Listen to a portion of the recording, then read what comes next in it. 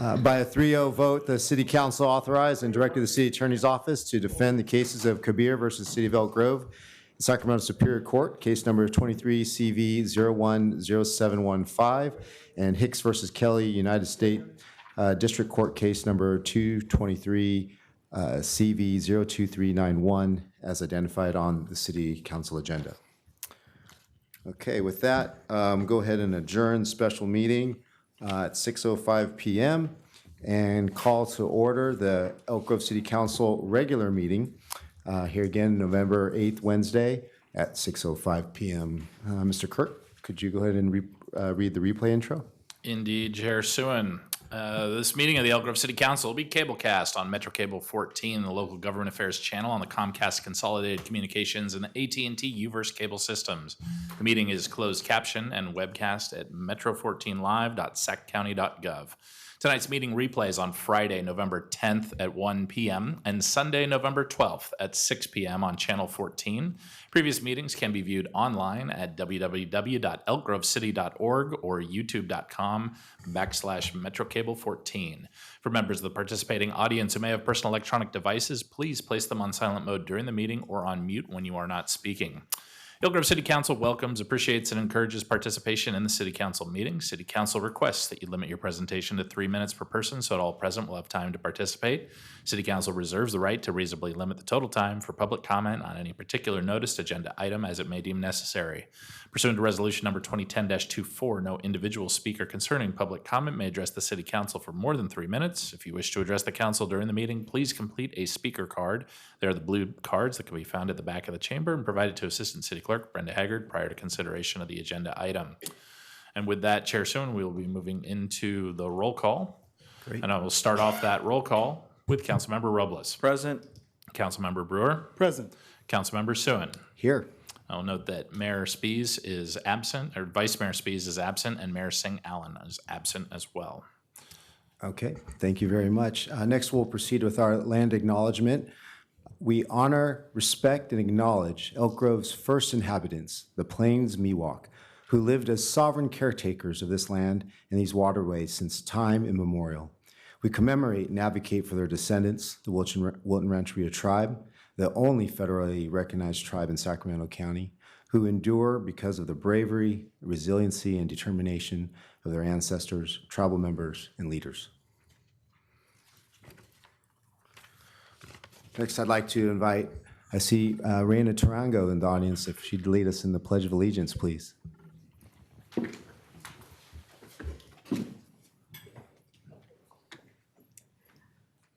I pledge allegiance to the flag of the United States of America and to the republic for which it stands, one nation, under God, indivisible, with liberty and justice for all. Thank you very much. Please join me in a moment of silence.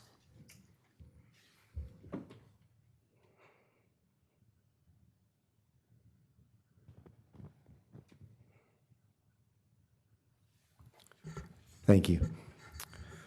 I have an agenda before me. I'll look for a motion to approve. So moved. Second. All right, all those in favor say aye. Aye. Motion carries. For closed session, There are Mr. no Clerk? closed session items on the regular agenda. That will advance us to Section 4, the presentations and announcements. And that first item is item 4.1, a proclamation recognizing November 2023 as Native American Heritage Month. okay, if I could invite the members of the Wilton Rancheria tribe to come up, please.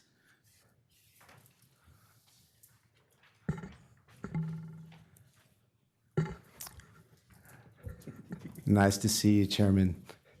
And you know, there's a lot to read here, but I just want to say it was an honor. You know, a lot of folks, Elgrovians and myself, we were out witnessing your uncle and a member of the Miwok tribe, Mr.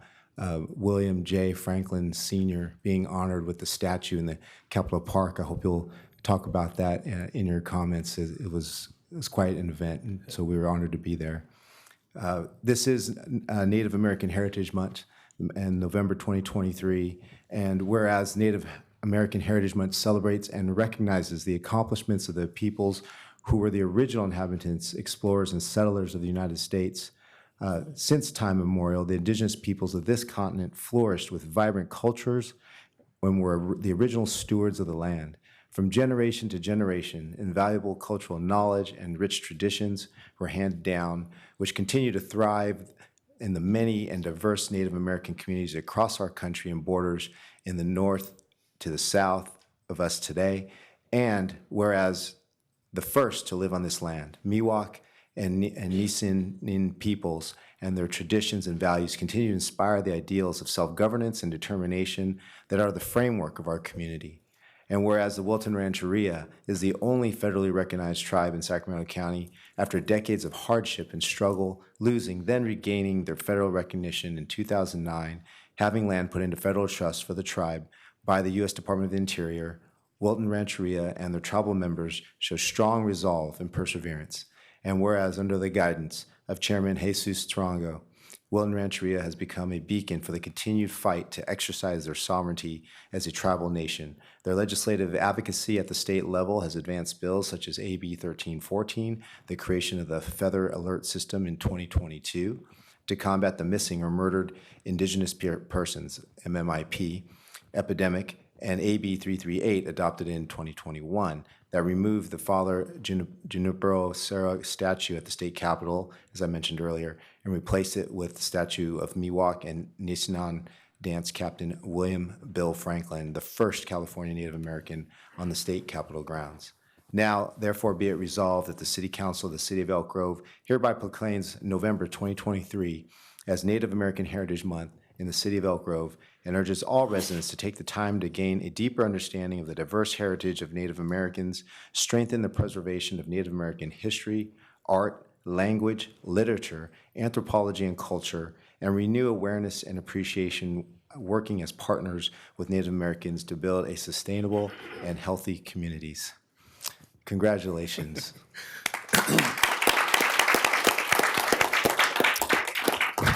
I know that was a mouthful, Chairman, but it's been a long time coming, so. Yes, no, thank you for having us here today, and you know, I have some stuff here prepared, but you talked a little bit about kind of what happened yesterday, and it was a beautiful day yesterday, and I think I don't think too many people are really looking at how the magnitude, I would say, of what took place yesterday on Capitol grounds in the state. And so for us, I think everybody could go back to those times in 2020 and 2021 and the things that were happening. And for us, being one of the capital tribes, right? When you say, and we say it with a lot of pride, in that we're the only federally recognized tribe in Sacramento County, and what those obligations come with, or what that comes with is our obligations to make sure that, one, you're taking care of that land, but also the people. I think sometimes people forget it's the part taking care of the people is part of that. And so for Wilton, it's a big obligation for us to take care of our homeland, which is here, Elk Grove, but our region is vast, and the capital is one of those places. And when you talk about the stuff, and I won't get into that, we don't have to, about who Junipero Serra was, and I'm sure he was a champion and a role model to some people. Myself being a Native man, I'm also a Catholic. And so for what that man represented as a Catholic man, there's no way that I would stand for what he did today, in today's times. And what he did then was then. But for us today, we should be talking about the true histories here that took place in this state. And the removal of that, there was an opportunity for us here, being the capital tribe, to try to gather some other tribes and get support to, instead of having something like that there, let's put something for us. And again, something that I wanted to make sure I'll say here, and I highlighted it yesterday, that the honoring of Bill Franklin wasn't to just put the Miwok and Nisenan people on the map. It was in my words yesterday that there's a Bill Franklin in every single tribal community here in this state. And it was a man who, and I won't get emotional, who was Indian when it wasn't a good time to be Indian. And I don't have to talk about what that means, but we know what that means. And for him to be a young man and to have been chosen in the early 1920s to be this leader, he took that with a lot of seriousness. He was a person, I would say, that had to go and endured boarding schools. He was a student at Sherman, where he was with other tribal leaders that I mentioned yesterday too, who also did the same things that he did. So I'll just say that it was a historical day yesterday, but Wilton Rancheria, we take it upon ourselves as our responsibility to be a part of that change. When you talk about that change and changing the history, right? Or not changing the history, but telling the true history of what took place. And I think sometimes the things that we do, like yesterday, we're told that we're trying to erase history. We're not trying to erase history. We just want to make sure the history is told correctly and through our lens as well. And typically that lens is the conqueror and not the conquered. And our people here, my little cousin here, she's a example of we're the ones that didn't kill. And so she wants that history to be told, and she should be told that history. And her children her same age should also have that same history so that they know how to play with each other. They know how to interact, and they know how to build a better community for all of us. And so with that, I'll leave that there, but it was definitely a beautiful day. There's a lot of stuff that we have, I think, on our website that if you weren't able to see it or witness it, there's a lot of stuff there. But the reason why we're here today, I just want to start off by saying, tangi como to you, Sergio, Rod, and Darren. We appreciate you guys, and City Council of Elk Grove for welcoming us here today. I think you guys know my name is Jesus Tarango, Tribal Chairman of Wilton Rancheria. And I'm joined here today by one of our council members, Antonio Ruiz. And so I want to thank him for being here today. Our council positions aren't full-time positions, so he's taken away from his time and his family and bringing his family. So We know thank you the for feeling. being here. Yeah, you guys know. But on behalf of our tribe, the descendants of the first and stewards of this land, just want to thank you guys. And I mean that, and not just say thank you, but truly thank you for recognizing November as Native American Heritage Month. It's good for us to have a month and not a day, right? We wake up every day being Native, but it's good that we have our month. But resolutions like these, to us, they're more than just ceremonial, right? They serve as a commitment that we will continue to work together as a sovereign government for the recognition and betterment of all of our citizens and communities. We are proud of the relationships that we have built with the City of Elk Grove, the Elk Grove Unified School District, the Cosumnes Community Services District, and the Sacramento County Board of Supervisors. And we look forward to continuing to grow and expand our partnerships in the coming years.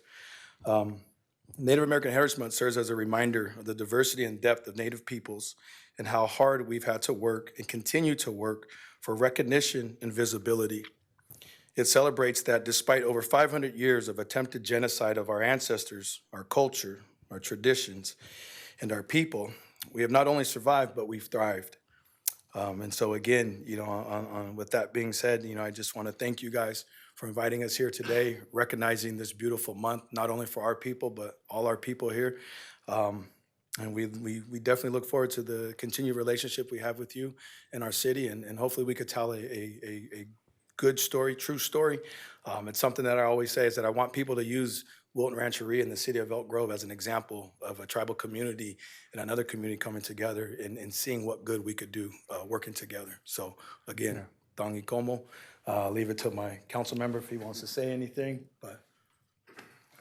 Machuksus, Nuksekan, and I just want to say thank you, and we look forward to, our continued partnership. Thank you very much. You embody what is Elk Grove. I mean, obviously, Native American History Month, Wilton Rancheria Tribe was here before there was an Elk Grove, but your families, your cousin and everybody after you continue to be part of this community. And so I think it's beautiful that the relationship, the city and all of Elk Grove gets to see your story, hear your stories and learn about your history. And so we appreciate that as well. So thank you. No, maybe might be a little too early, but the tribe has some land near us in Wilton, and that's one of our goals is to have our own community center and cultural center to where we could bring the people of Elk Grove out, especially our students, to teach them about who we really are, but have them to be on our land and they could see the things that maybe our people did a long time ago. But I think one of the things that we'd love to correct is that we're still amongst you. I think sometimes people think of us as a past tense that we're not here. Right. We're here. But that's one of the things that maybe next year we'll be doing this maybe over there, or we could do something like that. But again, that's our commitment to our city that I think it is our job and your job as well to sit down and have those conversations about the true history of what took place here. Yes, sir. Look forward to it. Thank you. We'd like to come down and take a picture with you if that's all right. Absolutely, brother.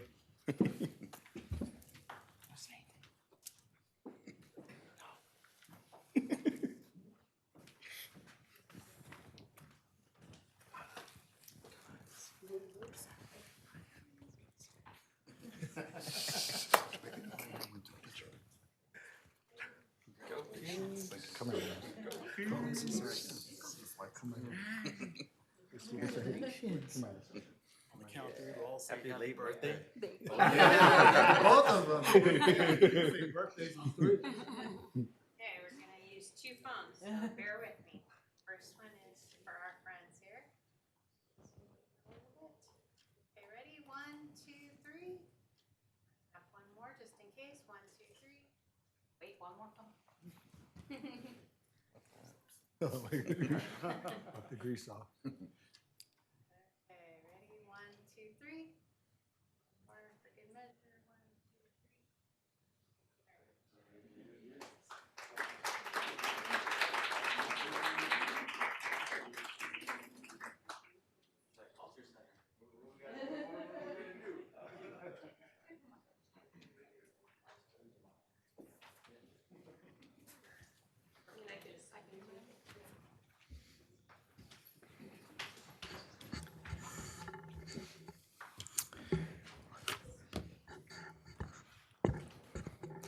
Moving on to the next item, I'd like to invite Gurjitinder Randhawa and the Sikh community to come on up for a proclamation recognizing November 2023 as Sikh Awareness and Appreciation Month.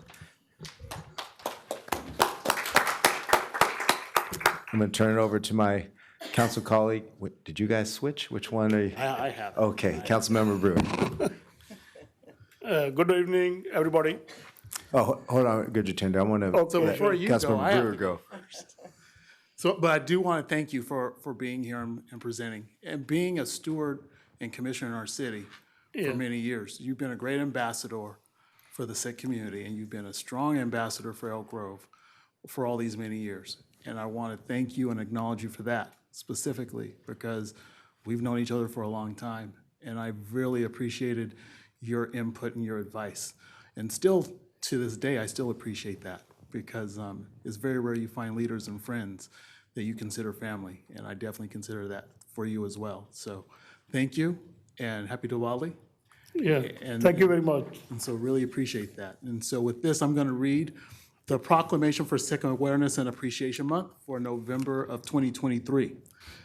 Whereas the city of Elk Grove, the state of California, and our great nation are enriched by the unparalleled diversity of our residents.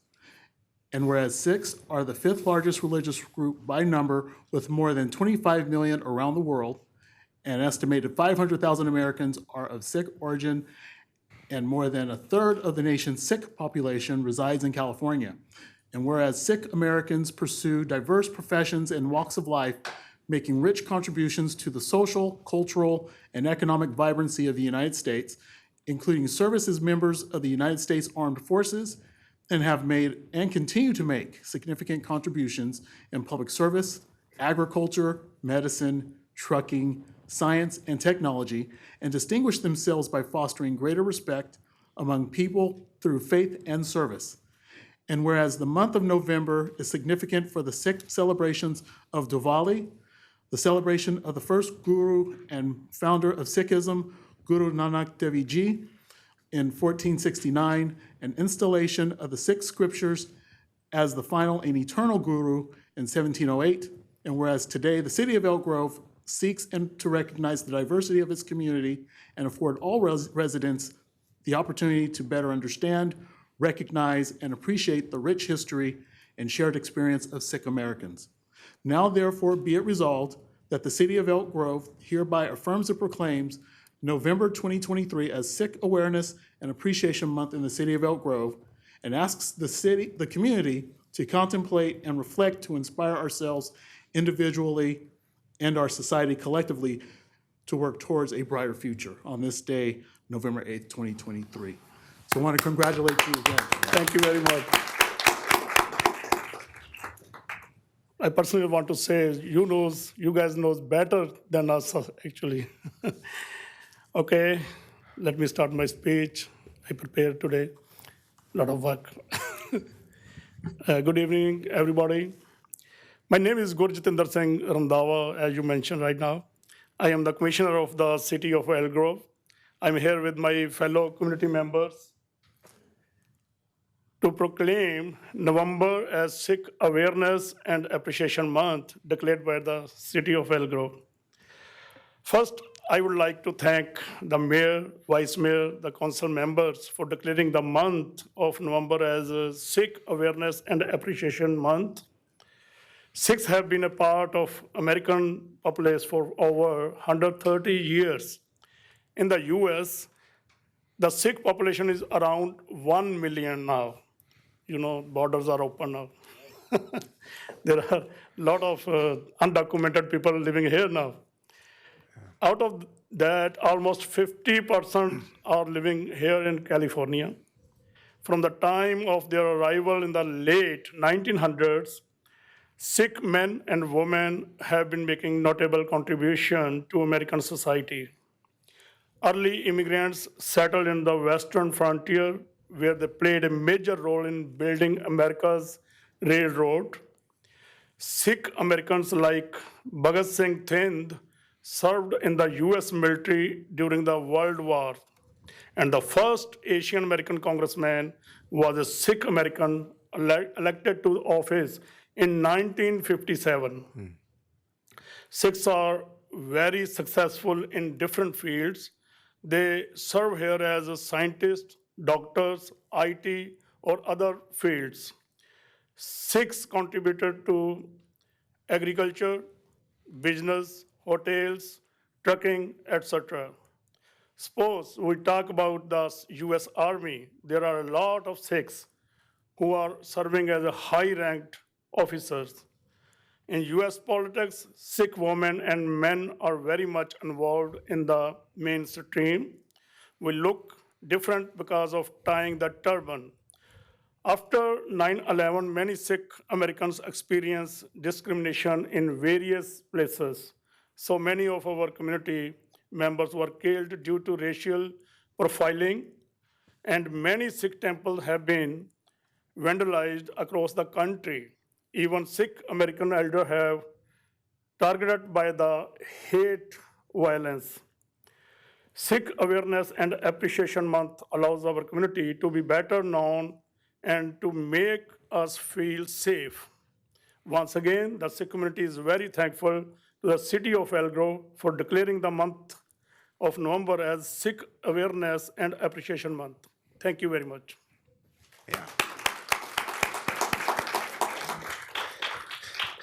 We appreciate those words, Mr. Mandala, and we appreciate your service on the Diversity, Equity, and Inclusion Commission as well. Thank you. We'll come down and take a photo with you. Please. Here we go.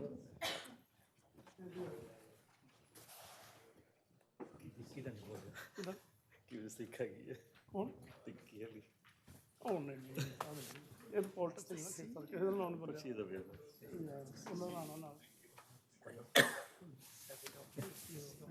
Sorry. You want to come here? No, no. Okay. We'll let these guys have it. I like to do that. No one sees me that much.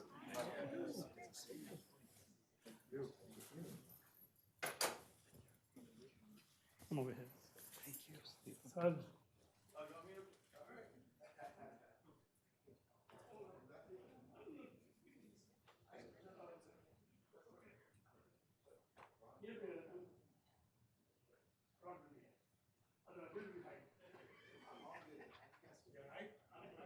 Oh, he's making video. Okay. Okay.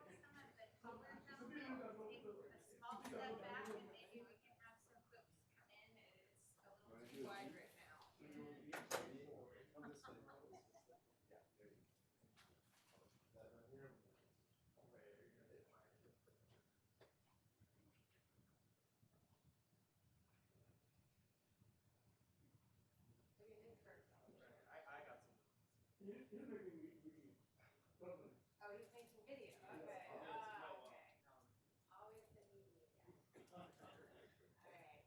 Ready? 1, 2, 3. One more. 1, 2.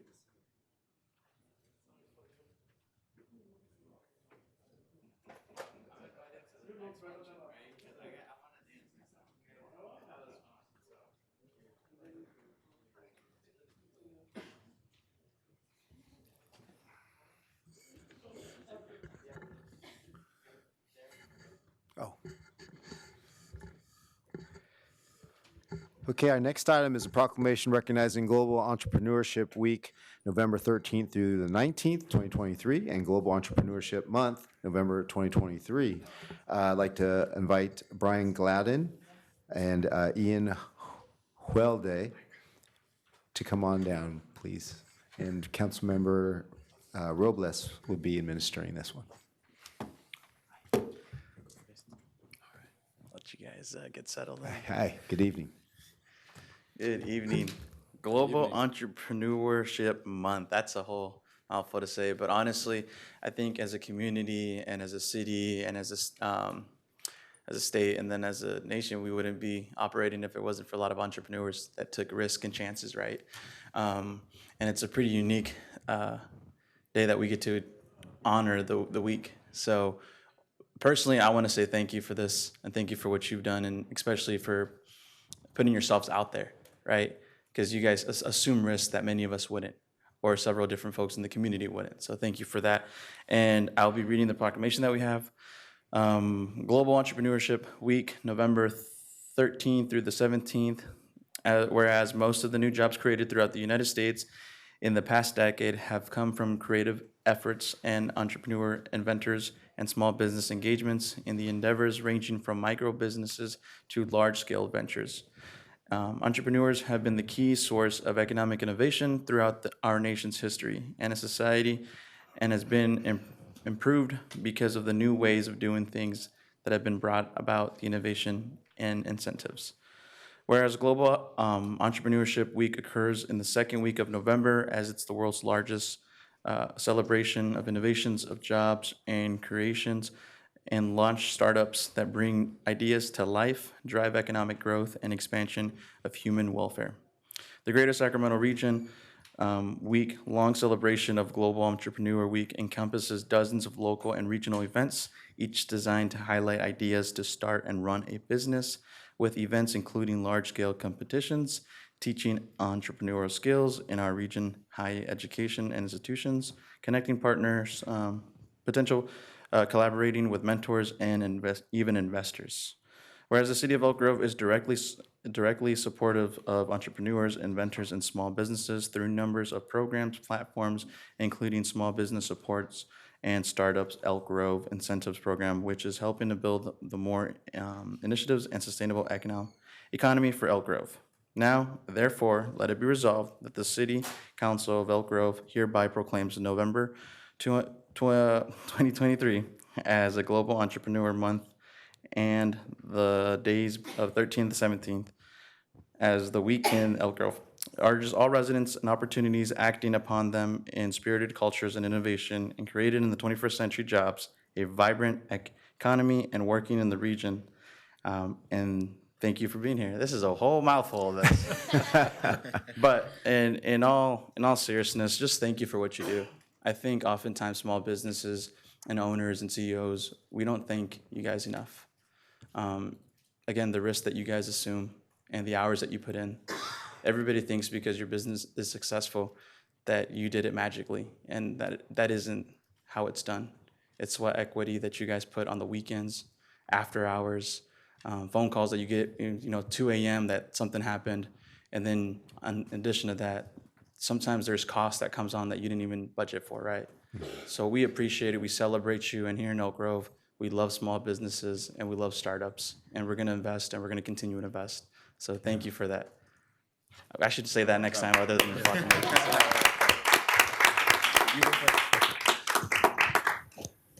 Thank you very much. Good evening, council members. My name is Dr. Brian Gladden. I'm the entrepreneur in residence for the Carlson Center at Sac State. And Cameron Law, the executive director, and I want to personally say thank you very much to both the city and the council members for this recognition and proclamation. It's important because it shows the collaboration and commitment that the city of Elk Grove has to entrepreneurship in the region as well as startups in your local community. It's important to the center at Sac State because we are the hub for innovation entrepreneurship in the region. We bring together the cities, the counties, the investors, the accelerators, the incubators, the startups themselves, and we help educate them and connect them. And so groups like Elk Grove, the city council, and the programs that you guys have been doing, Pitch Elk Grove, Startup Elk Grove, invest in Elk Grove. These are wonderful programs that are showing collaboration around the community, helping with economic development, not just for the region and Elk Grove itself, but for the actual owners, the startup and the founders.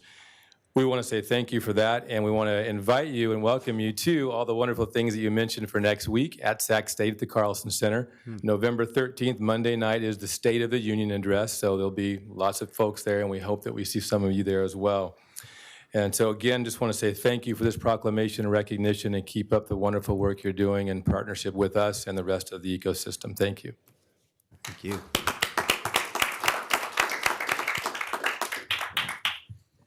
Good evening, council members. My name is Ian Ellis Hulede, and I'm here on behalf of Tiami Networks. I'm a wireless systems engineer, PhD electrical engineering.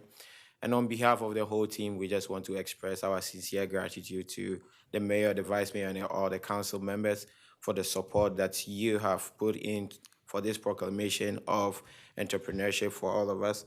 This is very important to Tiami Networks because we feel like you are putting us out there on the map, and what a way to just showcase our product, which is wireless technology, to the world out there. And who knows, we will be the next Apple, the next IBM, the next Dell, and then everything, we would know that everything stemmed or came out from the city of Elk Grove. So also, Tiami Networks, as we all know, is a small business, and we are focused on wireless communications. Also, what we do is we have so many contracts with the DHS. We have contracts also with the USDA. So what we are doing is we are also extending our work to support agriculture in rural communities. We are also extending works to bring resilient technologies to the DHS as well. And all is coming from the support from the city and also all that they have done for us as Tiami Networks. We do really appreciate the support, and we want to say that our breakthrough product, when it comes out, you will find these sensors installed everywhere where we can do crowd control, crowd monitoring. We can have IoT sensors everywhere, telemedicine, smart cities. So we hope that this will bear fruit, and it will start here from the city of Elk Grove. Thank you so much. And I'd like to say something. Yeah, please, go ahead. So, Professor Gladden and Mr. Huladay, I want to thank you for being here. I want to thank everything that you're all doing with working with the city and creating these generated partnerships, creating new synergy and bringing innovation to the forefront and making that investment here in Elk Grove. Because to have companies like Tiami Networks, you're showing that there is a market, there is a dream to build here, and to make Elk Grove your home is one of the greatest signs of complementary service to the community that you're doing. I think what Councilmember Robles had mentioned is like you are out there on the front lines, and you are putting your blood, sweat, and energy into the work. And some days it feels like even though you have a whole team, you have your family supporting you, you feel like you're alone.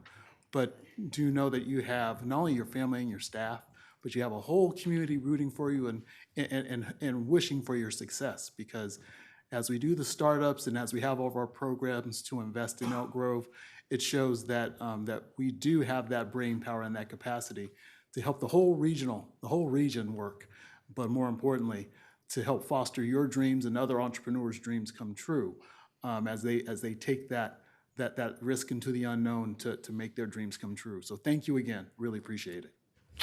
Well said, Councilmember. And I would just like to add on, Mr. Gladden, thank you for being here. Please keep training that next generation of dreamers and problem solvers. And Mr. Hilday, I apologize. We wish you the best of luck too in your endeavors. We look forward to seeing your products in the mainstream soon. Thank you. We could love to take a picture with you as well. You got it. Thank you.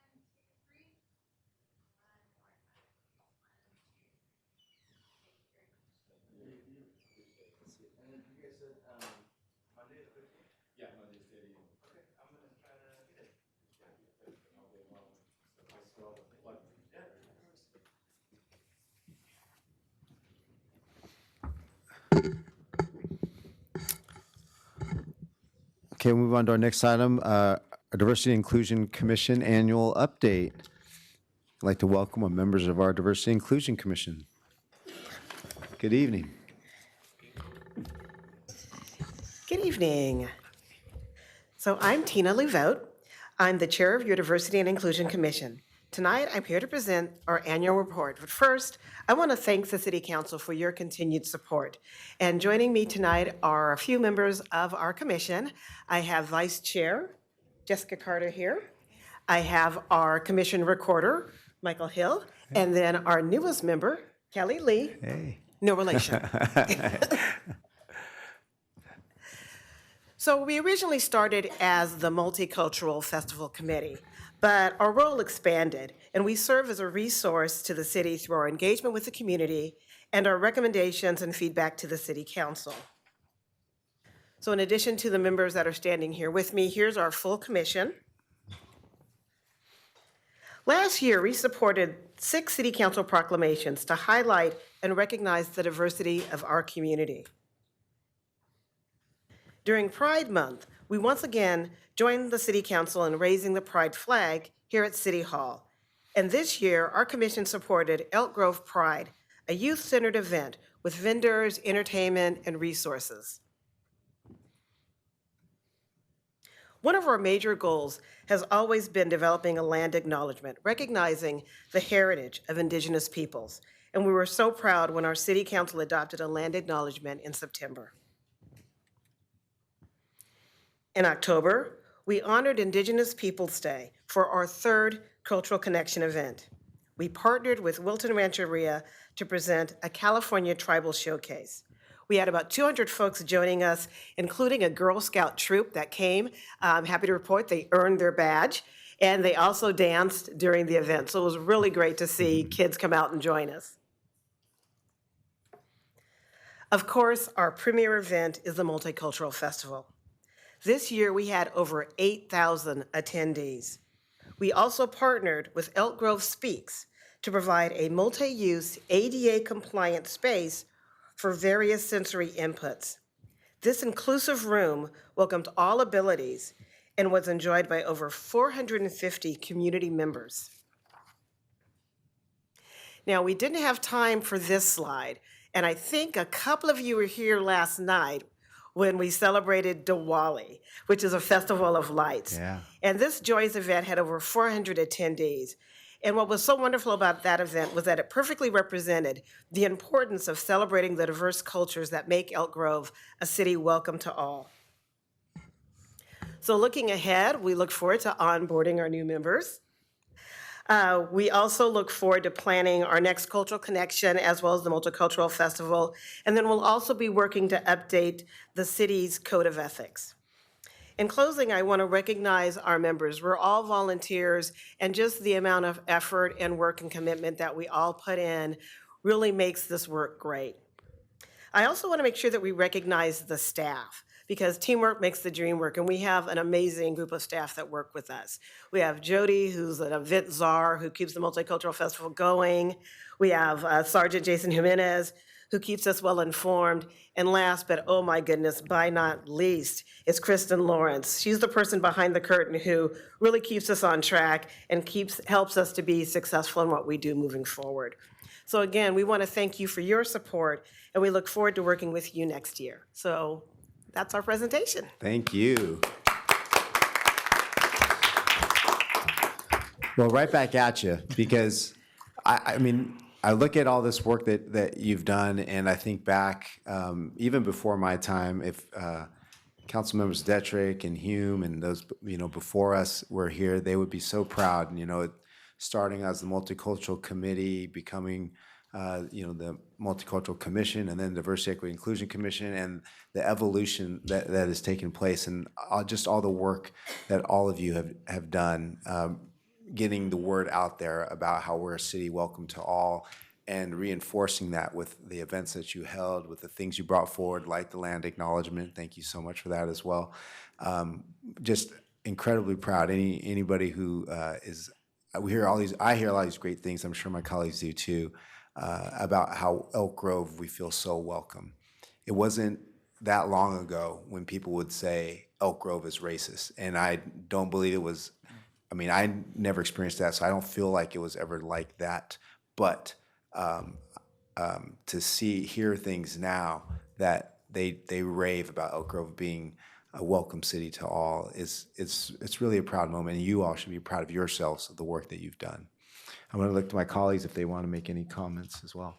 And I want to say thank you for everything you're doing. It's work that people don't see in the community, but you do work for 180,000 of us. So thank you for that. Yesterday was so much fun. And one of the things that I noticed, and I think everyone else noticed, that if you looked around, it was so diverse. I felt at home.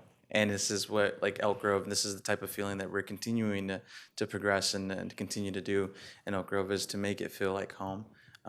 It doesn't matter your nationality, the color of your skin or background, but it's making it feel like home and welcome. So thank you so much for the work that you've done and continue to do. And welcome to the Diversity and Inclusion Commission. And I'm excited to see what is to come. And I'm excited just for the work that you guys are doing in the future. So thank you.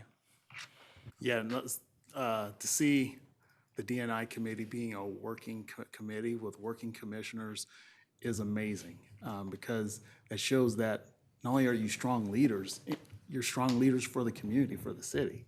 180,000+ people, and you're looking out for the best interests of the city, and we're showing who we are through our diversity, 7th largest city of its type, with this type of diversity in the nation. And to have the care and compassion that you all show in your duties with the committee is amazing. And seeing how past versions of the Multicultural Committee, how it started, how it's evolved.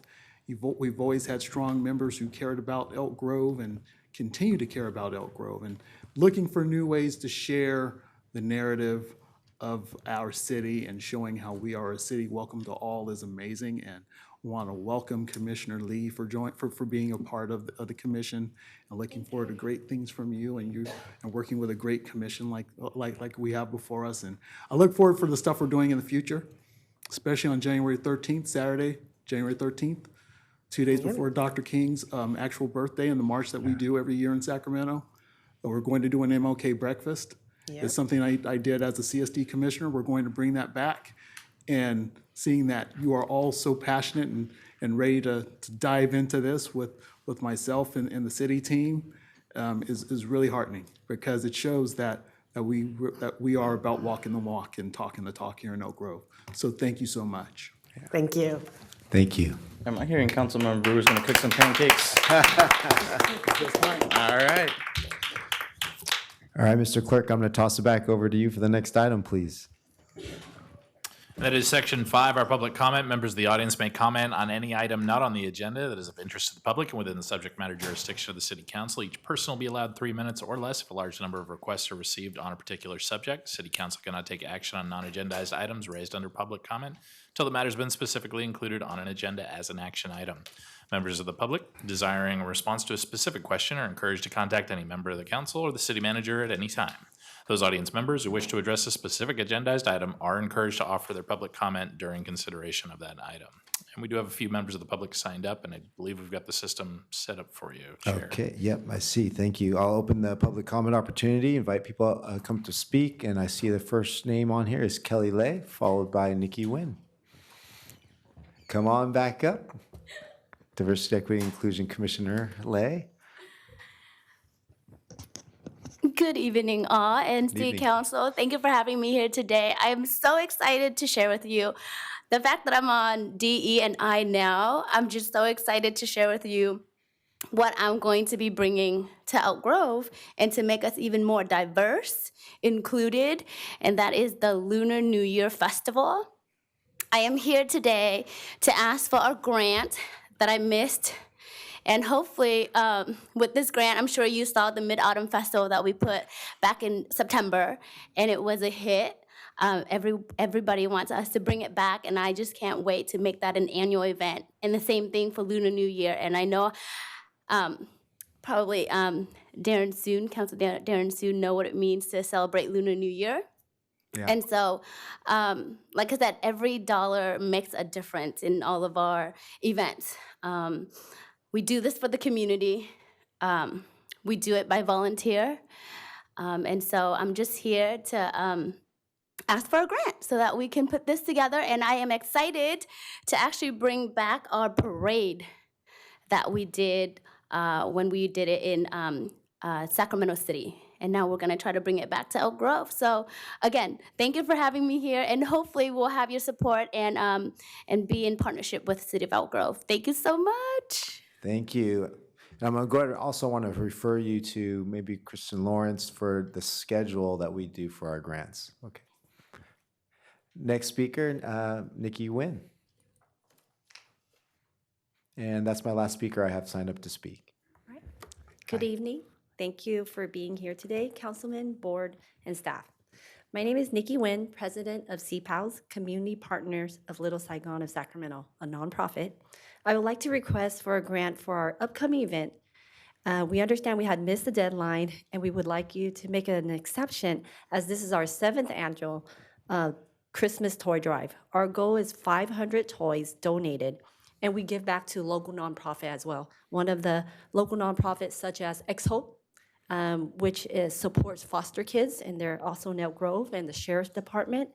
And one of the other organizations last year that we gave to was Ball of Academy, which help underserved kids with sports.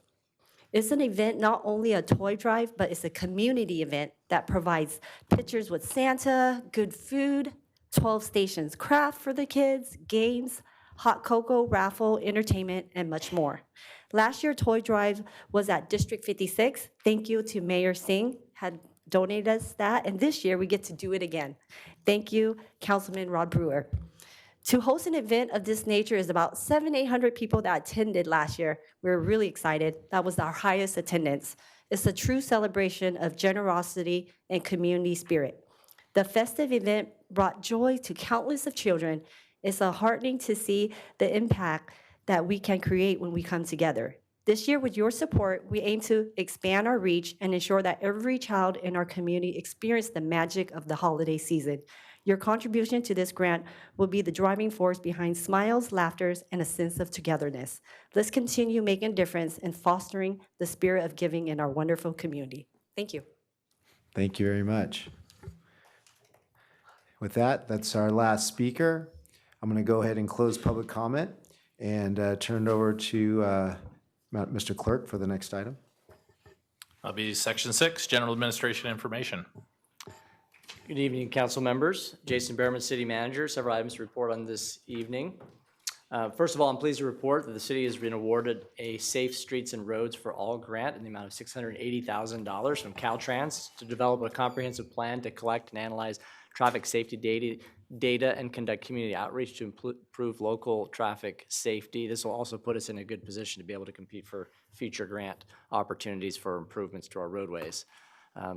The Enhanced Winter Sanctuary program opened on November 1st, and there were 21 people staying at the facility as of November 6th. I heard there's an additional person, I think we're up to 22 now, including many individuals who have a long history of homelessness in Elk Grove. Our Homeless Outreach Navigator continues to contact others for referrals. Interested individuals may call 916-588-0304 to request information and a shelter assessment. The Elk Grove American Legion Post 233 will host the Veterans Day Parade this Saturday, November 11th, starting from the Cosumnes CSD Administrative Building at 11:11 a.m. and concluding at Elk Grove Regional Park. Streets will be closed from 9 to 1. See the city's website for additional information about the road closures and detours. Veterans Day is also a good time to remind our residents that they can honor community members who have served in the military through our Military Street Banner program. Banners honoring local veterans line Elk Grove Boulevard and Civic Center Drive between Bighorn Boulevard and Laguna Springs Drive. To learn more about the program, you can visit our website. Come have coffee with a cop this Sunday, November 12th at the Old Town Plaza. Officers from the Elk Grove Police Department will be available to answer your questions, connect with you over coffee from 9 a.m. to 12 p.m. The city will launch its Send a Smile program next week. This program, which started in 2020, has been extremely popular, sends holiday greetings to hundreds of Elk Grove seniors who could use some holiday cheer. Residents can pick up and personalize a card-making kit at Elk Grove City Hall right across the street beginning on Monday, November 13th. That includes a pre-addressed stamped envelope for an Elk Grove senior. Card kits are available while supplies last. There's a limit of 5 kits per family. The city is updating its 2019 climate action plan called the Climate Compass to provide a framework for mitigating the impacts of climate change. Staff will host a virtual workshop next Wednesday, November 15th at 6 p.m. to connect with the community and look at Elk Grove's greenhouse gas inventory, explore key climate hazards impacting the city, and help identify our vulnerabilities and strengths. You can register to attend and get more information on our website, elkgrovecity.org/CAP. And just a reminder, with the rainy season right around the corner, the city does not allow residents to pile up leaves in big piles. We request that they help to keep the gutters clear, keep the storm drains clear, but take those leaves and put them in your organic waste carts. We don't have the big claw that picks those up, and if they just they sit on the street, then they continue to get in our drain system and potentially create flooding hazards. Let's see. The city, Chamber of Commerce, and Explore Elk Grove remind residents to support Elk Grove businesses by shopping, dining, and spending local this holiday season. Take advantage of special deals and purchase your Elk Grove Local gift card for use at over 50 participating locations in the city at supportlocaleg.org. So the next city council meeting is December 13th. Because of the holidays, we skipped the second meeting in November, but there are a number of events between now and December 13th. We have the Gobble Wobble Thanksgiving 5K and Family Fun Run, which is November 23rd. We have the Old Town Elk Grove Dickens Street Fair, which is November 25th. The annual Illumination Holiday Festival at District 56 on December 2nd. Also, the Holiday Parade of Lights that same evening. Lots of fun things happening over the course of the next month. And then finally, we have our holiday schedule, which shows City Hall closing this Friday in honor observance of Veterans Day. Also, November 23rd and 24th for the Thanksgiving holiday. Public safety and trash and recycling collection services will operate as normal on those days. And that concludes my report. Happy to answer any questions the council might have. Thank you very much. Any questions or comments from my colleagues? Okay, Councilmember Brewer. So, Mr. Bierman, I'm looking at what we do on the Military Street Banner Program. Will that program be extended along Elk Grove Boulevard, or will it be mainly concentrated around District 56? Because if we have the perfect wave of families who are doing the banner program or wanting to have their loved one on there, has a plan been created to help make for that possible expansion and where that would be? We've never had a need to date, but we'd love to have that problem, or we have the need for more street poles, and we could certainly expand that in the future. So I think the program's working pretty well as of right now, but certainly look for opportunities in the future as needed. Yeah, it's an amazing program, and love how we're doing that here in Elk Grove and honoring our veterans in a variety of ways through naming streets and neighborhoods after them and everything. And having the banners is a nice symbol for that as well. Because it's like earlier this year, as you know, I went down to Porterville, California, to have my father, my brother-in-law, and my 2 uncles honored with banners throughout the city. And Porterville basically did like every street throughout the city was like covered with banners intermeshed between an organized route. And they did that on Memorial Day. So I was just wondering, because like sooner or later, when all of us contribute to it, it's a good problem to have. I was just trying to wonder if there's any plans in the works to plan for that type of expansion when and if that happens.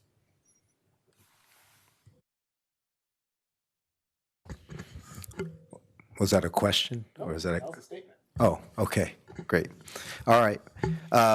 There's no other comments. We'll move on to our consent calendar. I'm going to open up for public comment. See if there's anybody signed up to speak. And I don't see any signed up to speak, so I'll go ahead and close public comment and council deliberation and direction. If you want to approve the consent calendar. If there's no objections, I'd like to move items 7.1 through 7.11. Second.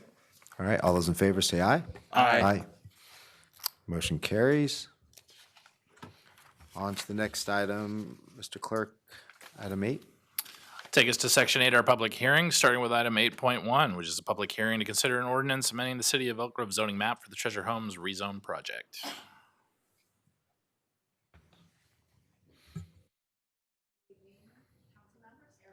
Planning.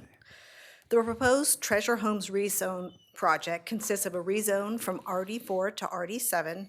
No construction is proposed as part of the project. The project is related to the following agenda item 8.2, the Stathos Self-Storage Project. Due to state legislation that does not allow rezoning of residential property unless there is concurrent rezone that adds equal capacity, this rezone will accommodate the loss of units from the Stathos Self-Storage Project. The project site is located within the Laguna Ridge Specific Plan area on the north side of Bilby Road, east of Bruceville Road. The project site is currently vacant and no buildings or trees exist on the site. The Planning Commission reviewed the project in October. No members of the public spoke on the item, and the Planning Commission voted 3-0 to recommend City Council approval of the project. Some background information. The project site is located within the previously approved Treasure Homes 2 tentative subdivision map site that was approved by City Council in 2018. This approved tentative subdivision map is consistent with the allowed density range and the proposed RD7 zoning. This approved tentative subdivision map would continue to be valid. As I mentioned, pursuant to SB 330, cities are prohibited from rezoning residential to non-residential uses unless another site is rezoned to accommodate that number of potential units lost. So in order to approve that Stathos Self-Storage Project as proposed, the Treasure Homes project was submitted in conjunction with that application. Approval of the Stathos Self-Storage Project would result in a reduction of residential capacity of 39 units. And this proposed project would result in an increase in residential capacity of 50 units. Here is the proposed rezone. The project site's general plan land use designation is low-density residential, and the proposed rezone to RD7 is consistent with that designation. Additionally, approval of the Stathos Self-Storage Project, which will be discussed later tonight, would facilitate the Elk Grove Station Project, which would provide for a new passenger rail service between Stockton and Sacramento, which would ultimately benefit the city residents and businesses, which is consistent with general plan policies. No further environmental review is required pursuant to State CEQA Guidelines 15182. And as I mentioned, the Planning Commission does recommend approval of the project. Thank you. This concludes my presentation. I'm available for any questions. Okay, thank you, Mr. Kirsch-Gessner. Are there any questions from my colleagues? None? Okay, thank you. Seeing none at this time, I'm going to go ahead and declare the public hearing open and see if there's any. Chair Suen, if I could just kind of, sorry for this. Oh, yeah. Scripting notes, but there are applicants that are involved with both these public I hearings. I just want to make apologize. sure there's a provision for the applicants Yes. if they'd like to address the council Thank before you. public comment Yeah, opens. thank you for that. I'd like to invite the applicant if they'd like to come up to speak. I'm seeing head shaking. Okay. All right. We coerced you.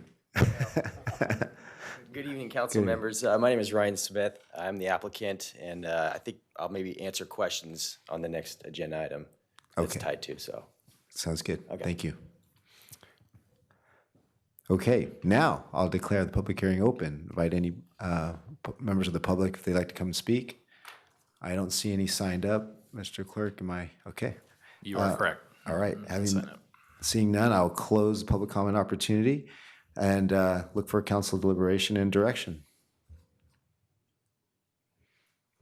I think based on the recommended action, I'd like to recommend that the council conduct a public hearing to receive information from staff and comments from the public, and then introduce and waive the full reading by substitution of title only, an ordinance finding no further environmental review is required for Treasure Homes rezone project under state CEQA guidelines. and amending the Elk Grove zoning map for the project. Second. Okay, all those in favor say aye. Aye. All right, motion carries. Next item.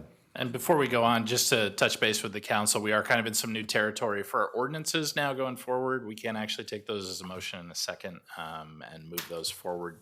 Not required to read those full titles. So once we have that parity going on with what's posted online. So just for future reference, usually once I don't put the yellow highlight on there, we're good. So motion in a second carries it. Hello again. Hello. So this item, 8.2, is the Stathos Self-Storage Project. The proposed project includes a general plan amendment from low-density residential to employment center, a corresponding rezone from RD5 to industrial office park, MP, a conditional use permit, and a major design review with deviation for a new personal storage facility. The project also includes a tree permit for the removal of trees of local importance. The 7.71 acre project site is located on the north side of Elk Grove Boulevard, west of Bruceville Road. The site is currently undeveloped. Surrounding existing uses include the Good Shepherd Catholic Church parking lot and single-family residence to the immediate north. Single-family residences further to the north across Kilconnell Drive. The Carlton Senior Living Facility and single-family residence to the east. Single-family residence to the south across Elk Grove Boulevard. The Good Shepherd Catholic Church, St. Elizabeth Ann Seton Catholic School, and the Laguna Creek Sports Club to the west, as well as the South Lichtenberger Park to the northwest. The Planning Commission reviewed the item on October 5th. 2 residents spoke to request that the applicant provide an access easement to the 4 residential properties directly to the east along Foxcliff Way and Tarbert Drive to allow for those landscape setback area to be used for the benefit of those residences within their side yards and not require that the applicant construct a solid wall along that eastern property line. While the applicant and the Planning Commission supported the idea and concept, staff did identify a potential concern for an access easement due to the existing proposed drainage facilities and a bioretention facility within that landscape corridor. Ultimately, the Planning Commission voted 3-0 to recommend City Council approval of the project, but they did direct staff to further investigate the feasibility of providing that access easement. Upon further review by the applicant determined that it is not feasible to grant those access rights to the adjacent neighbor due to the location of the storm drain and the bioretention facilities on the proposed site plan, and staff does agree with that assessment. There are concerns that would allow the drainage and grassy swales to be utilized as part of private yards of the adjacent residential properties. Here's a cross-section of that area for reference. The 25-foot landscape setback area would include a solid wall as well as perimeter tree screening in between the solid wall and the proposed building on the site. Some background information. In 2014, the City Council rezoned the project site from AR2 and AR10 to RD5 and approved a tentative subdivision map to subdivide the site for a single-unit residential development. That tentative subdivision map has since expired and was never finalized. As I mentioned, in order to approve the project as proposed, the Treasure Homes rezone was submitted concurrently, which was approved by council tonight, and that rezone accommodated the potential number of lost units if this project is approved. The San Joaquin Joint Powers Authority and the San Joaquin Regional Rail Commission, which manage the Amtrak San Joaquin and the Altamont Corridor Express, the ACE, they are partnering on a project known as the Valley Rail Sacramento Extension Project, and this expansion would propose new rail stations and train track improvements along the Union Pacific Railroad Sacramento subdivision. As part of the project, they would construct a passenger rail station and siding track in the city of Elk Grove to be located on Dwight Road. The surface parking area of the Elk Grove station would be constructed on a 3-acre site that is currently operating as the RV parking lot for the adjacent self-storage facility on Dwight Road, the Laguna Self-Storage, and that is owned by the current project applicant.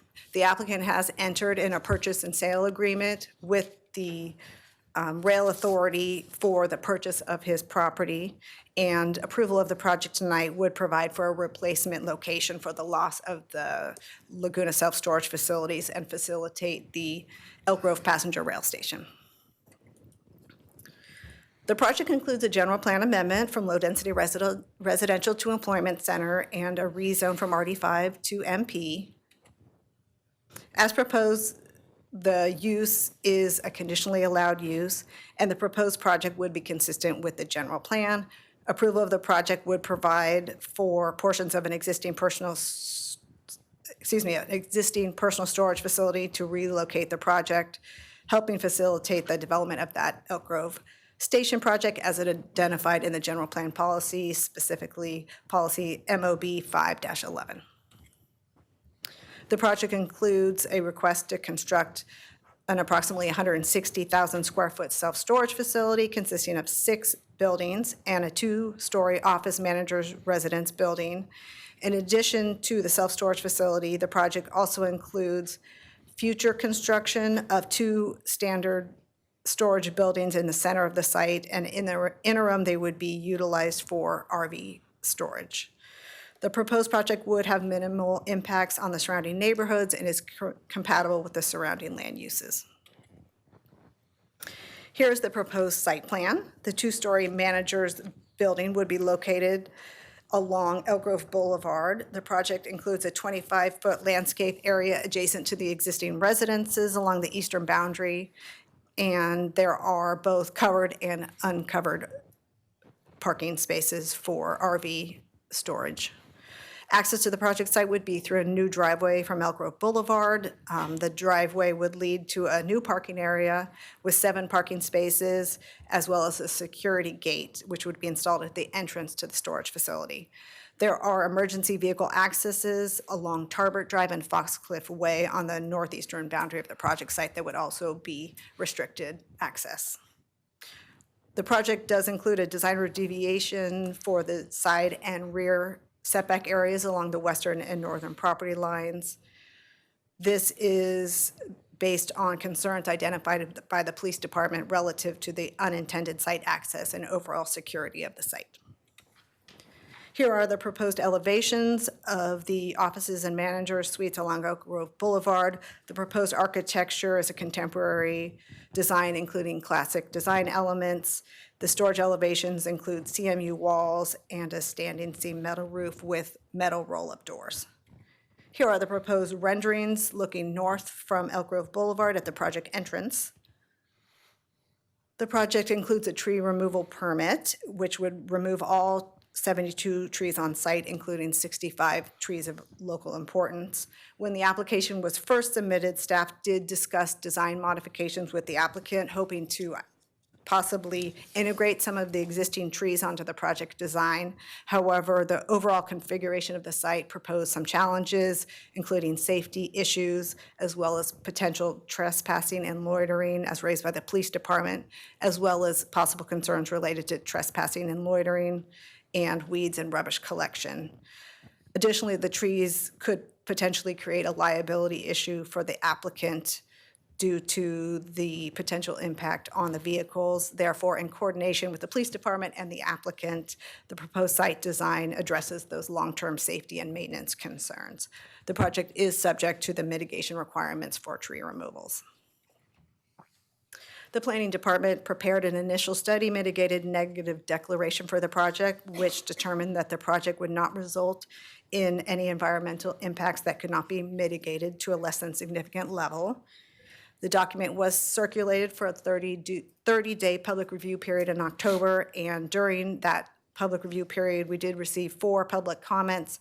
The comments did not alter the conclusions of the document. The Planning Commission recommends approval of the project. This concludes my presentation. I'm available for questions, and the applicant is also available to answer any questions that you have. Great. Thank you again. I'd like to my colleagues for any questions at this time. Any questions? Councilman Robles, you good? Okay. I do have a quick question regarding traffic, and we talked briefly about this. If you could just, for public comment purposes, whether there's a need for a deceleration lane based on traffic counts. So the need for a right turn pocket deceleration lane was evaluated by staff during the project review, and trip generation analysis showed that the peak hour traffic and trips was below the city's threshold for requiring a right turn pocket. Okay, thank you very much. With that, I would like to invite the applicant to come on up to speak from the last item.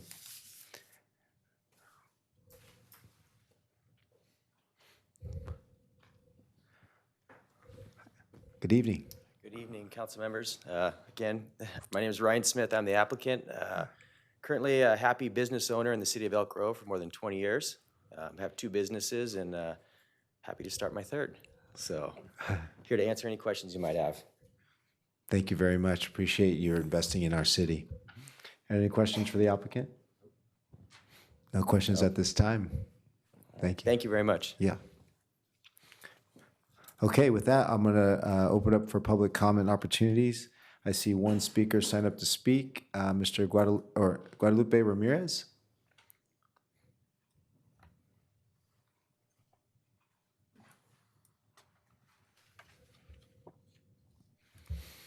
Good evening. Good evening, council members. My name is Guadalupe Ramirez, and I have a couple of requests. They may have been addressed already, but I'm a neighbor in that area, and I just want to make sure that it's on the record. These are my concerns and concerns that I've heard with several neighbors. So the first one is the 25-foot easement that's going to be along the eastern area of Foxcliff and Tarbert. That I'm requesting that that easement not be accessible to the general public. I know in our neighborhood we have been concerned that that area could lead to crime, and so we want to make sure that it is gated and only accessible through the main entrance of the storage facility. That it has cameras.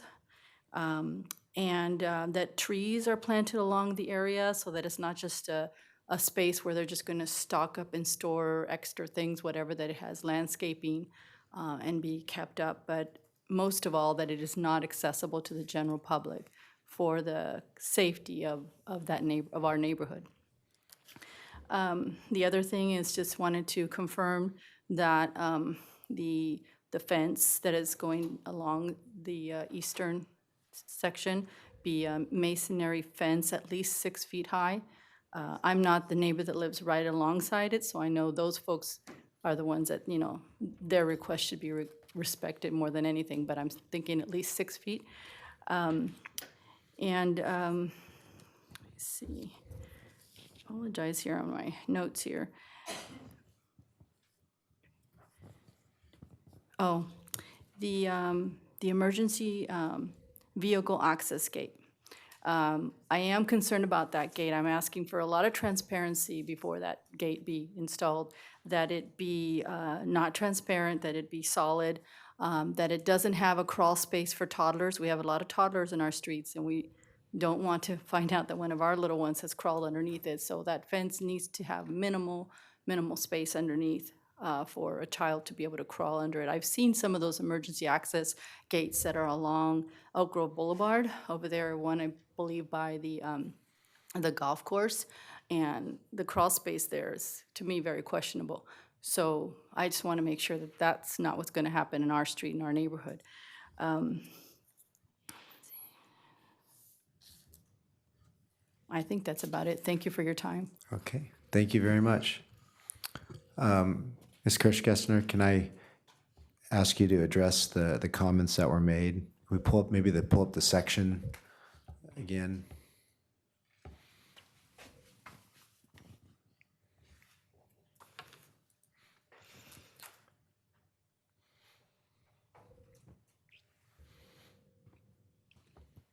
Actually, I want to take note. I didn't see any other speakers signed up to speak.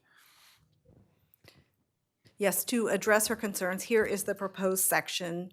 So yes, there will be absolutely no public access to the landscape setback area. There will be landscaping between the yes, a proposed solid masonry wall adjacent to the western property line, excuse me, the eastern property line with landscaping, a bioretention facility, so it would not be used for storage in any way.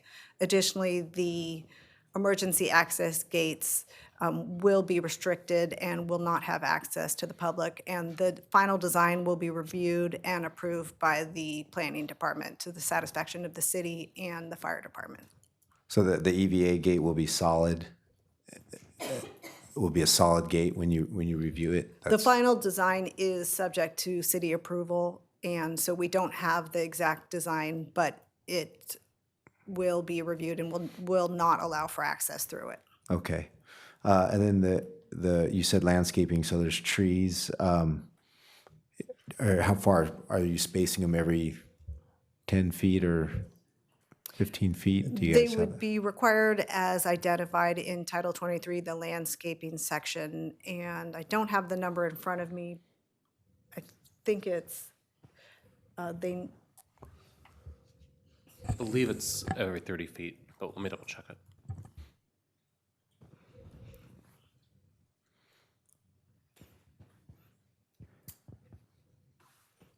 as identified in the section, there would not be trees within the bioretention facility, but they would be located very close to the wall. the wall, as the section shows, Mhm. and then obviously no public access to that easement as well. That's right? correct. Okay, and then there's cameras. So there are cameras on site.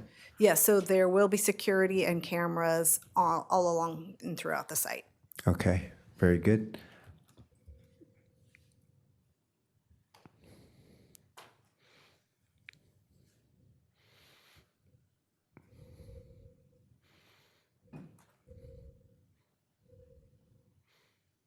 Okay, well, Mr. Jordan, while you're looking at, we'll move. Sorry, I we can- found it. Yes, it's every 30 feet on center. Okay, very good. Thank you. I hope that, Ms. Ramirez, I hope that gives you some clarity and some better idea and comfort. Okay, thank you. Again, I didn't see any speakers signed up to speak, and so I was going to go ahead and close public comment, invite the applicant back up for any questions. I do have one. If council members, do you have any questions or comments for the applicant? Mr. Smith, if you want to come back up, please. Not so much questions. I mean, I guess, and we're not deliberating yet, so I'll just wait. Okay, I'll wait. very good. Just a quick question on regarding the cameras on site for security. Would you be okay or willing to connect those cameras to our real-time information center for the police department? That would provide, it's good for you too, because that would allow our police department to see in real time if anything were to happen there. Yes, yes, of course. Okay. That's not a problem. That'd be great. And Chief, is that something we could do? Okay. Yes, we absolutely can. We can, we'll work with you and the city to identify when and where we can connect. Thank you very much. Yep. Appreciate that. Okay. Well, I just had, I had one question, and it's probably not associated with the overall working, because I like the safety aspect of having the cameras being connected to the real-time information center. And having that commitment and working with PD to make sure that that happens is really good. Because anytime we put a new, in this case, train station, we want to make sure that that all the mitigations or concerns that were raised by the constituents are being addressed, because I believe what they had raised was not too far beyond the pale. And the one part that I think that is really helpful is making sure that we have the right sort of barrier or fencing to avoid that unforeseen circumstance of toddlers walking into that area. It's just, we never expect for it to happen, but we just don't want to have that time to happen and occur and say, I wish we would have addressed it at the time we would have addressed it. I think that creates a more safer environment for the upcoming facility that's being constructed there. I think it helps not only for everyone involved. So that's one of my things I just wanted to put out there for consideration. Yes, yeah, the gates will be cameras. We'll have cameras on the EVA gates. And then we'll work with staff and planning to ensure that the gates are constructed adequately for safety for toddlers and children, and still, for the emergency vehicle access vehicles to be able to use it still, so, yeah. Great. Thank you very much. Thank you. Okay, I want to declare the public hearing closed and look for council deliberation and direction. Yeah, so I just wanted to say, like, I understand a little bit of why we have to do this because of the train station. But I've been on the planning commission and we were putting storage units in different areas, and it prevented other opportunities for the districts and for Elk Grove as a whole. Can we just start looking at where we're putting this strategically, and not in residential areas that have been developed already? And I just say that because I've seen it where there's other projects that come before us or applicants that come before us that appeal, and it makes the process just a little bit more difficult because there's projects that shouldn't be going in certain areas because of built already around it. Nothing against the project, I understand why we're doing this and what's the need for and for the future train station. But I just wanted to make sure that we're mindful of the land that we have, especially when we have to, when we have so little of it left right now. So I just wanted to put that out there. And full support and happy to make the motion to do this, but just for the future reference, looking forward, when it comes to storage units, let's be a little bit more mindful of residential areas, so. Well, I appreciate those comments, Councilman Robles. I just want to clarify, there was a certain criteria of distance. Was there a criteria for to be close by the relocation? Or was this just a market transaction, a willing seller, willing buyer? Yeah, this is something that the applicant brought forward to us. They chose the site and they brought it forward as a potential replacement for the existing site. Yeah. Yeah. I just wanted to put it out there just because we have limited land and we want to just make sure that we're planning stuff around the areas in a methodical manner. But again, I'm happy to make the motion to have this go forward. You can just read the highlighted part. Excuse me, Councilmember Sarah Kirchgessner. Just wanted to note that I recommend that you add part to your motion for the addition of the section of the landscape area that was shown in the PowerPoint presentation, as well as a condition requiring them to coordinate the camera with the police department in the city. Okay. Okay. I'm looking, can I just read this right up here? Because I'm looking at it over here and I can't find it. Do you have it in there? Thank you. All right. So, move to adopt the resolution adopting the initial study mitigation negative declaration and mitigation monitoring reporting program. You can just read the highlighted portion. Oh, the Councilman highlighted portion? Yeah. Staff move to recommend the resolution and ordinance?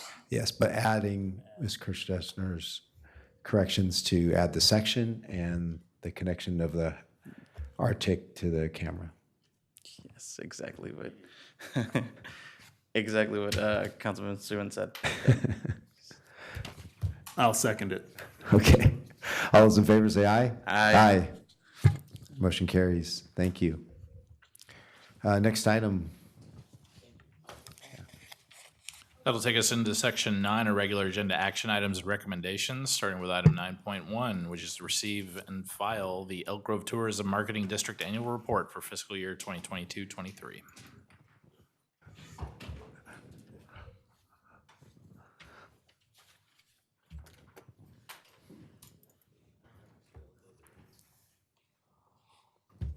Good evening, council members. I'm Kristen Lawrence, your Public Affairs Manager and a member of the Explore Elk Grove Board of Directors.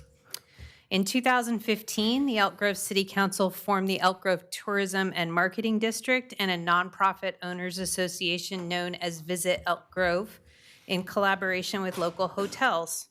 The purpose behind this endeavor is remain consistent with the City Council's goals to promote a vibrant local economy that includes events and experiences for residents and visitors that enhance Elk Grove's quality of life.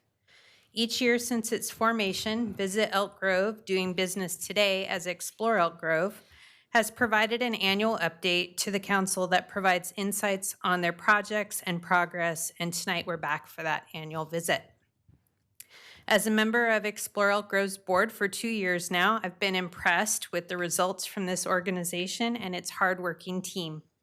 To get a sense for what they've been up to this year, we're going to play a short video for you first, and then their executive director, Aaron Val, will come up to complete tonight's presentation. Thank you for your continued support for this work. Jason, if you can help me roll that video, that'd be great. Thank you. Yeah, let's see what's going on here. So,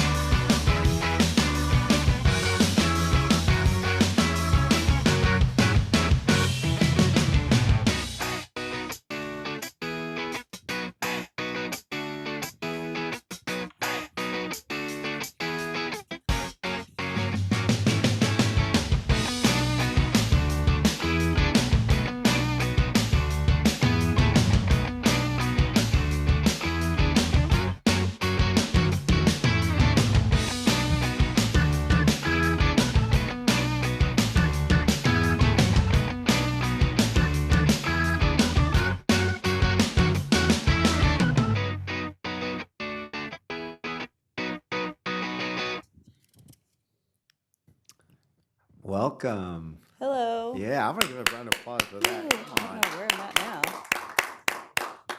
Good stuff. I'm not sure how I got off track with the video, but thank you very much. I'm Erin Val, the Executive Director of Explore Elk Grove. I know many of you are here in the room today. First, I want to thank the city and council members for allowing me to present our tourism report on behalf of the Tourism Marketing District of Elk Grove. As you know, tourism has a positive impact on the city's community and economy, and the video highlighted some key metrics, achievements, and community benefits, and overall economic impact. Tonight's report will dive a little bit deeper and cover insights into the city's tourism performance over the past fiscal year.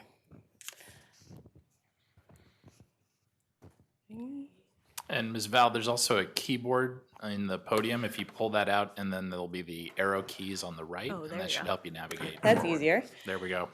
So before I start, I want to acknowledge our board of directors. We have board members that represent a number of hotel properties here in the community.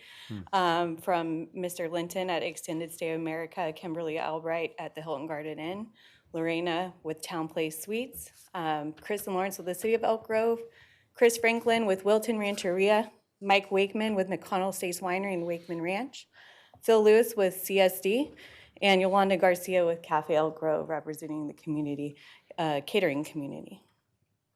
I really want to also acknowledge the team that I have, which is a very strong team. They're very dedicated, driven, professional, creative, and fun. And they do a lot here for the community and tourism in general. So first we have Casey Fabry with our marketing and event management team, Joy DeVega with sales and partnerships, and then Nina Ewan with marketing, social media, and coordination. So I wanted to acknowledge them and let you know who's really behind this team at Explore Elk Grove. Annually, we work hard with sports events rights holders and meeting professionals and event planners across the region, the community, as well as the state. We offer several nonstop, one-stop shop services that streamline the booking process, add value to the attendee experience, and bottom line for all event planners. A few key results from this past year, fiscal year, include direct business sales of $4.7 million, 2,300 jobs supported, $300,000 in local taxes, and about 27,000 attendees. And that's for just 36 events that we tracked and that we partnered with this last fiscal year. We will continue to work with local, regional, and statewide organizers. Our proactive sales efforts and approach for small market meetings, sports travel, and group travel will continue to grow these numbers while we deliver return on investment for our stakeholders and the community. Going into some of the annual tourism highlights, for lodging, we had a 7% increase in average daily room rate this last year. That's $153 for the average daily rate. An 8% increase in revenue per occupied room at about $122 per occupied room. And then a 3% increase in demand and $29.8 million in guest room revenue in here in Elk Grove, which is 11% increase from the last fiscal year. So it is a vital industry for our community and plays a key role in community development. And we look forward to continuing to partner with the community and our hotels to ensure that we're filling the rooms to generate more revenue and tax dollars for the city of Elk Grove. So you might be wondering, who are our visitors? The largest share are boomers and Gen X, followed by millennials. And 27% of our visitors have an income level of $100,000 to $150,000. 21% are in $50,000 to $100,000 level, and 17,000 have an income level of less than $50,000. So we have a well-balanced, diverse group of individuals that are coming, visiting, staying the night, and spending money in Elk Grove. Yeah. Next up, where are they coming from? The top origin states are California at 70%. Nevada, 5.8%, Oregon, 3.3%, Washington, 2.7%, and Texas at about 2.4%, with Arizona slightly behind. Our top origin DMAs include San Francisco and the Bay Area, Sacramento, Stockton, Modesto, Fresno, Los Angeles, and Reno.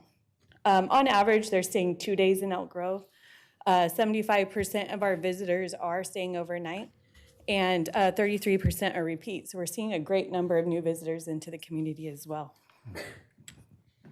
We were able to collect some new data this year from TransUnion, and in 2023 year-to-date spending, there's been $125.3 million spent by visitors in Elk Grove alone, $66 per transaction on average, and 1.9 million transactions.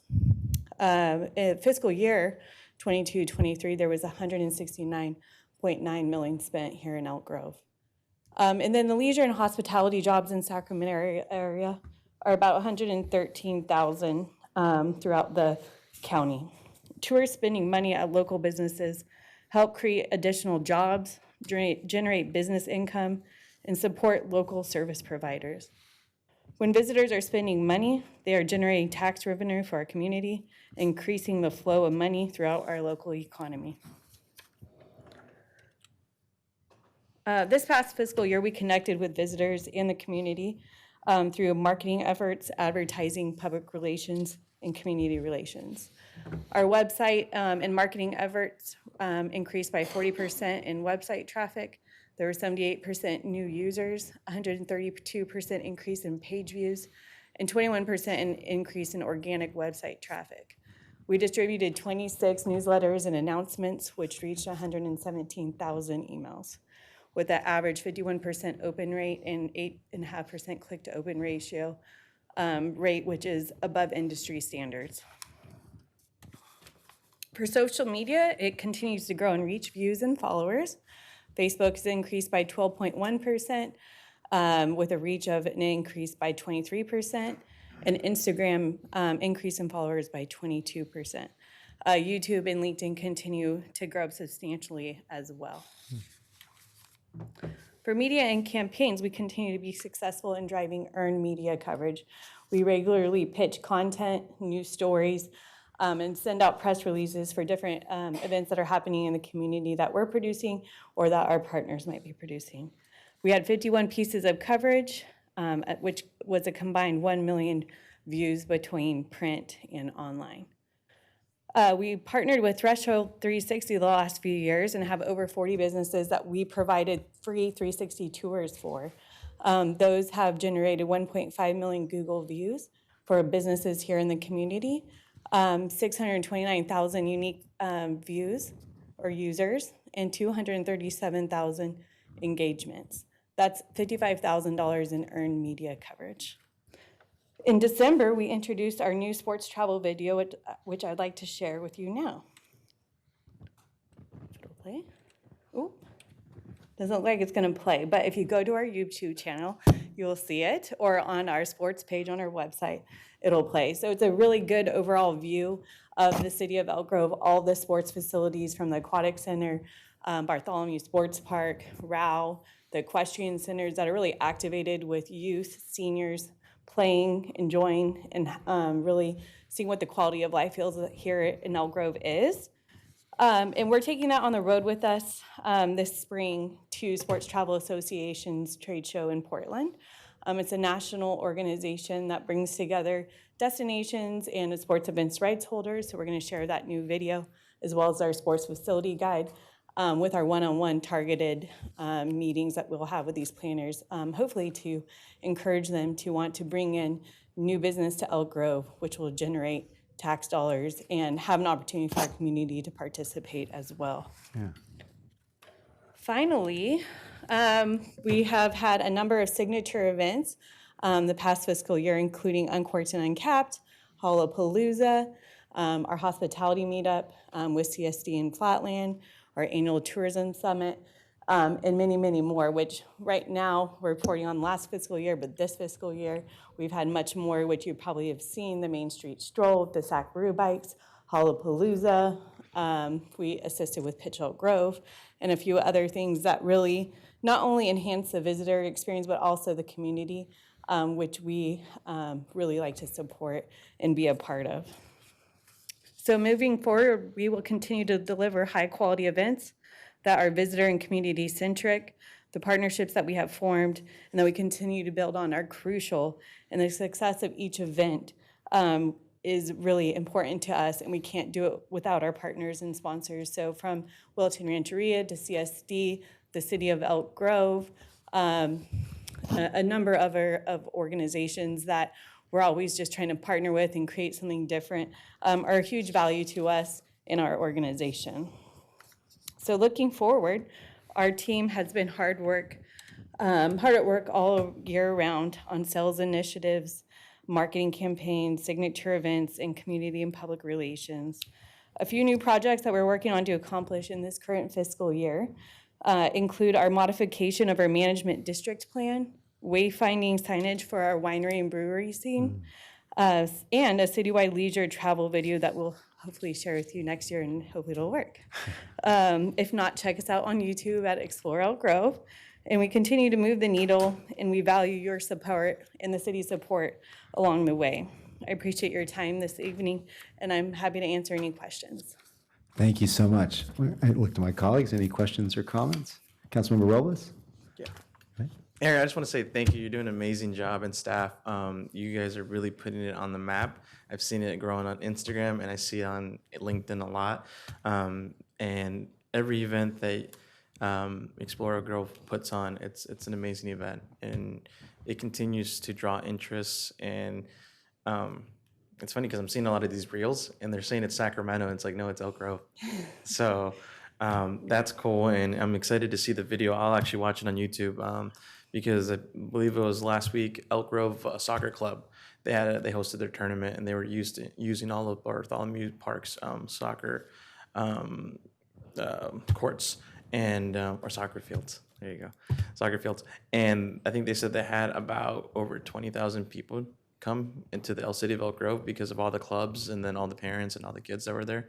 So I'm excited to see that, and then excited to see the amount that we've made in just tax revenues from this year. That's insane, and it's only going to continue to grow. So I look forward for future projects when we're going to be working on a hotel. So I'm looking forward for that and making sure that we provide what we need here, one as a city, but also to be a destination city. So thank you for the work that you're doing. Thank you. Councilmember Brewer. Yeah, I mean, roughly $170 million spent by visitors who come to Elk Grove for various events, shopping, whatnot. And for the events that are being held, you're looking at $4.7 million in direct business sales, jobs being supported, 2,300 jobs. That's a big testament to the work that your team is doing, Ms. Val, along with the partnership that we have with the city, and especially the work that we're doing with Mr. Doan and the economic development team. It shows that we are really putting our best foot out there and showing what Elk Grove has to offer for people to come, post up shop, open up a new business, live, grow, raise a family here, have tournaments here, recreational, competitive. We're creating these opportunities, and then on top of that, the work that we're doing in attracting new businesses, new restaurants, new breweries, new wineries, and really showing that that we really embrace variety and wanting people to come here and not just come here and go, but come back again and again and find that Elk Grove is a place that they want to hang out on weekends. That's the winning part. And the events that Explore Elk Grove holds every week is amazing. And the campaign that you're doing on the Main Street campaign, along with in coordination with the city, is a really good campaign. Because we're really showing not only what we have to offer in the historical district, but when they leave the historical district, they find that the city offers so much more. And that's a testament to the work that is being done by you and your team. And I want to thank you for that. Thank you. Ms. Val, I also want to thank you for your partnership. You and your staff have always been very professional, organized, creative. I love the partnership that our city has with you and your team. You continue to bring, as you mentioned, high-quality events that are original and enjoyed by all. So we look forward to this coming year and what you have in store for us. So thank you so much. Thank you. I'm going to just do a quick formality because I'm going to open public comment opportunity. There's nobody signed up to speak, and it's pretty empty. Yeah, so I'm going to close public comment opportunity. I saw that too. So anyway, thank you so much for all your hard work. Appreciate it. Thank you. All right. This is a receive and file item. So we'll move on to item 9.2. Mr. Clerk. And item 9.2 is to receive a presentation on the Support Local Elk Grove marketing campaign. Good evening, Good council evening. members. Hi. Thank you so much for having me today. My name is Sarah Rodriguez, and I am an economic development specialist here at the City of Elk Grove. I'm here to speak with you all today about the Support Local Elk Grove campaign. So the Support Local Elk Grove campaign started in August of 2021 as a partnership between the City of Elk Grove, Explore Elk Grove, Aaron's team here, and the Chamber. And it was really to inspire residents to shop at their favorite local businesses, to discover new favorites, and to rediscover everything that Elk Grove has to offer. A big way that we do this is through our e-gift card program. Jason mentioned it a little bit earlier, but the e-gift card can be purchased on our website and then used at all the local participating businesses here in Elk Grove. It really helps to expand the customer base of our local businesses. 51% of new businesses, 51% of the card holders actually try new businesses when they have a gift card. So expanding the customer base of our entrepreneurs is really important and increases our revenue. Along with that increase in revenue is also an increase in our sales tax revenue, which helps fund community services like our fire department, police department, our road maintenance, all those services. So residents also benefit, and so do visitors, everybody who uses the services. So really just a win-win scenario all around, definitely a worthy cause that the city wants to continue to support. This year, we wanted to take a step back and kind of look at that campaign, though, look at it with fresh new eyes, look at what's really been successful over the years since it started, continue to do those, obviously, but also reevaluate and reimagine ways that we can be even better. So one of the key aspects is our partnership. So this campaign is done not only with the city, but also Explore Elk Grove and the Elk Grove Chamber of Commerce. It's really important that we continue to do that partnership. We want to show a united front and have a joint effort. It allows us to meet our goals easily because obviously we have different connections as the three partnerships. So, partner members, excuse me. We also wanted to take a look at our logo and our name of the campaign. So formally, you might have known this campaign as the Why Buy Local campaign. Those two logos on the left there may seem familiar. So it was really important for us to continue to have some continuity. We wanted people that were already familiar with the campaign to not feel like this was a brand new campaign. We did want to continue brand recognition. So to keep it familiar, we kept a similar color scheme there. We also kept the text similar, and we kept the speech bubble. So initially we were asking a question, why buy local? Now the speech bubble is really answering that question. Why buy local? Because it supports local Elk Grove. Just more actionable, we thought that was important. We also included a heart in the center of the logo, just to play off the idea that your heart is where your home is, and included a bow so that the speech bubble kind of appeared like a present, like a gift. So with a new name comes a new URL. You see now our new URL is supportlocaleg.org. The old URL will take you also, redirect you to the website, so no lost visitors there. And we're also focusing on QR codes. So you can see an example of our ad. We have a QR code there. We find that people are a lot more familiar with QR codes now than ever before. So we really want to make sure that those continue on in our advertisements.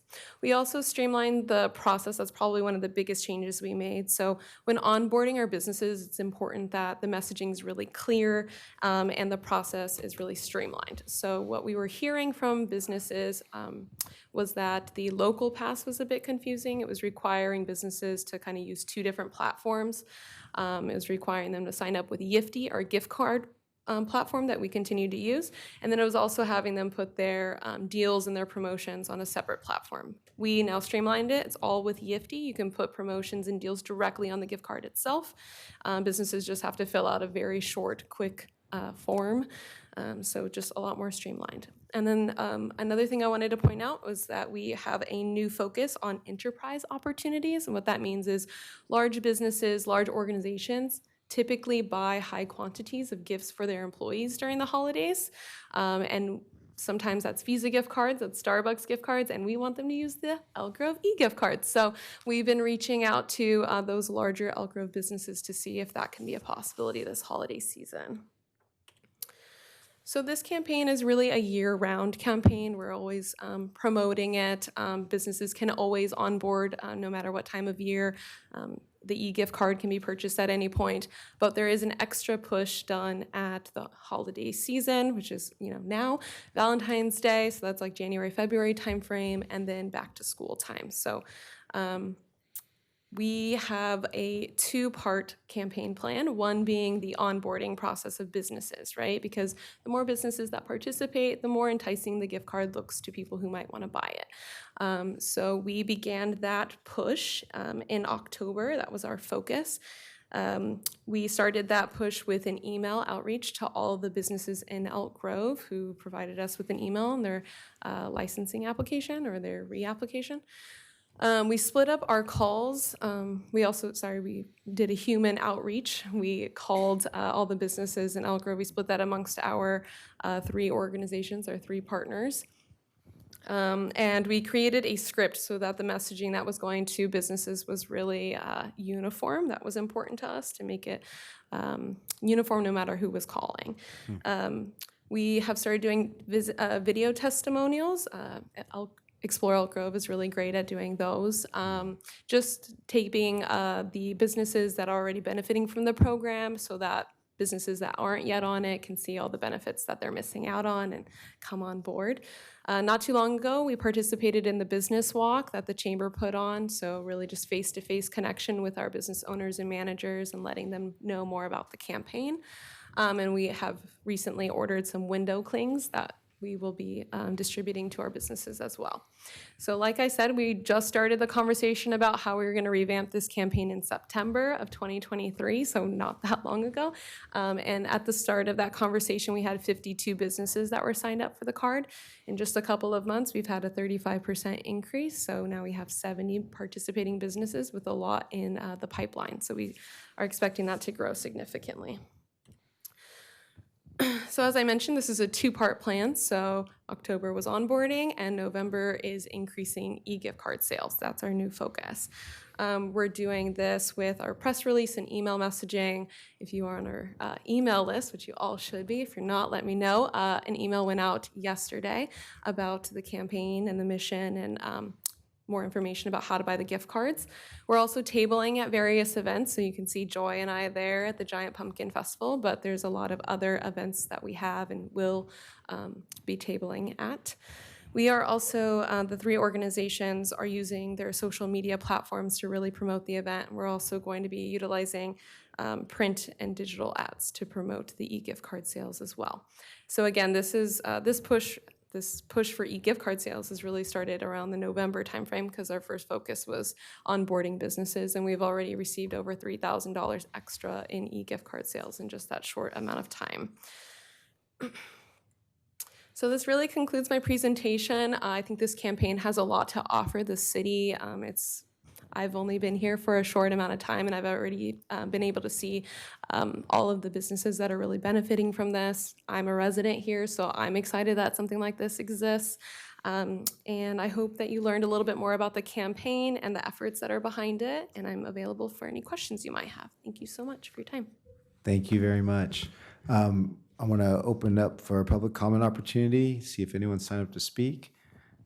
Seeing no one sign up to speak, I'm going to go ahead and close the public comment opportunity and look to my colleagues for any comments or direction. Yeah, thank you for your first presentation. Yeah. It was super good, and I'm expecting some e-gift cards, okay? Again, my council colleagues, we're going to reinvest in the city, we're going to reinvest, so thank you for that, and thank you for the presentation. I'm excited. I use QR codes, so definitely going to be looking at. Well, there's one right here. Look on the screen. Yeah, I know. Incorporated it. Thank you. Yeah, Councilman Brewer. thank you for the presentation. This was really good, very informative, especially in knowing how to access the e-cards, and seeing the number of participants right now is really cool. Because as we're in the holiday season already, and it feels like we've moved hyperspeed into Christmas. Yeah. And so this announcement comes at a great time, and hoping that people will follow the link to the site, and that we offer it anywhere and everywhere possible, along with the QR code, because it's like Councilmember Robles, I've found that using QR codes are very convenient nowadays, especially if I'm trying to access information or make purchases now. They're very easy if you are confident in your abilities to not have your identity hacked, because I know that's the big thing people have fears about. But I think this is a safe way of shopping, and a safe way of being able to participate and have fun in this season, and to see that we're full grown invested in this program many years into it is really cool to see. So thank you. Thank you. Likewise, thank you so much for this presentation and information. You and the entire city team, along with our partners, put a lot of work into this campaign. It's obvious, and so it's nice to see you've already had some successes with more businesses signing up.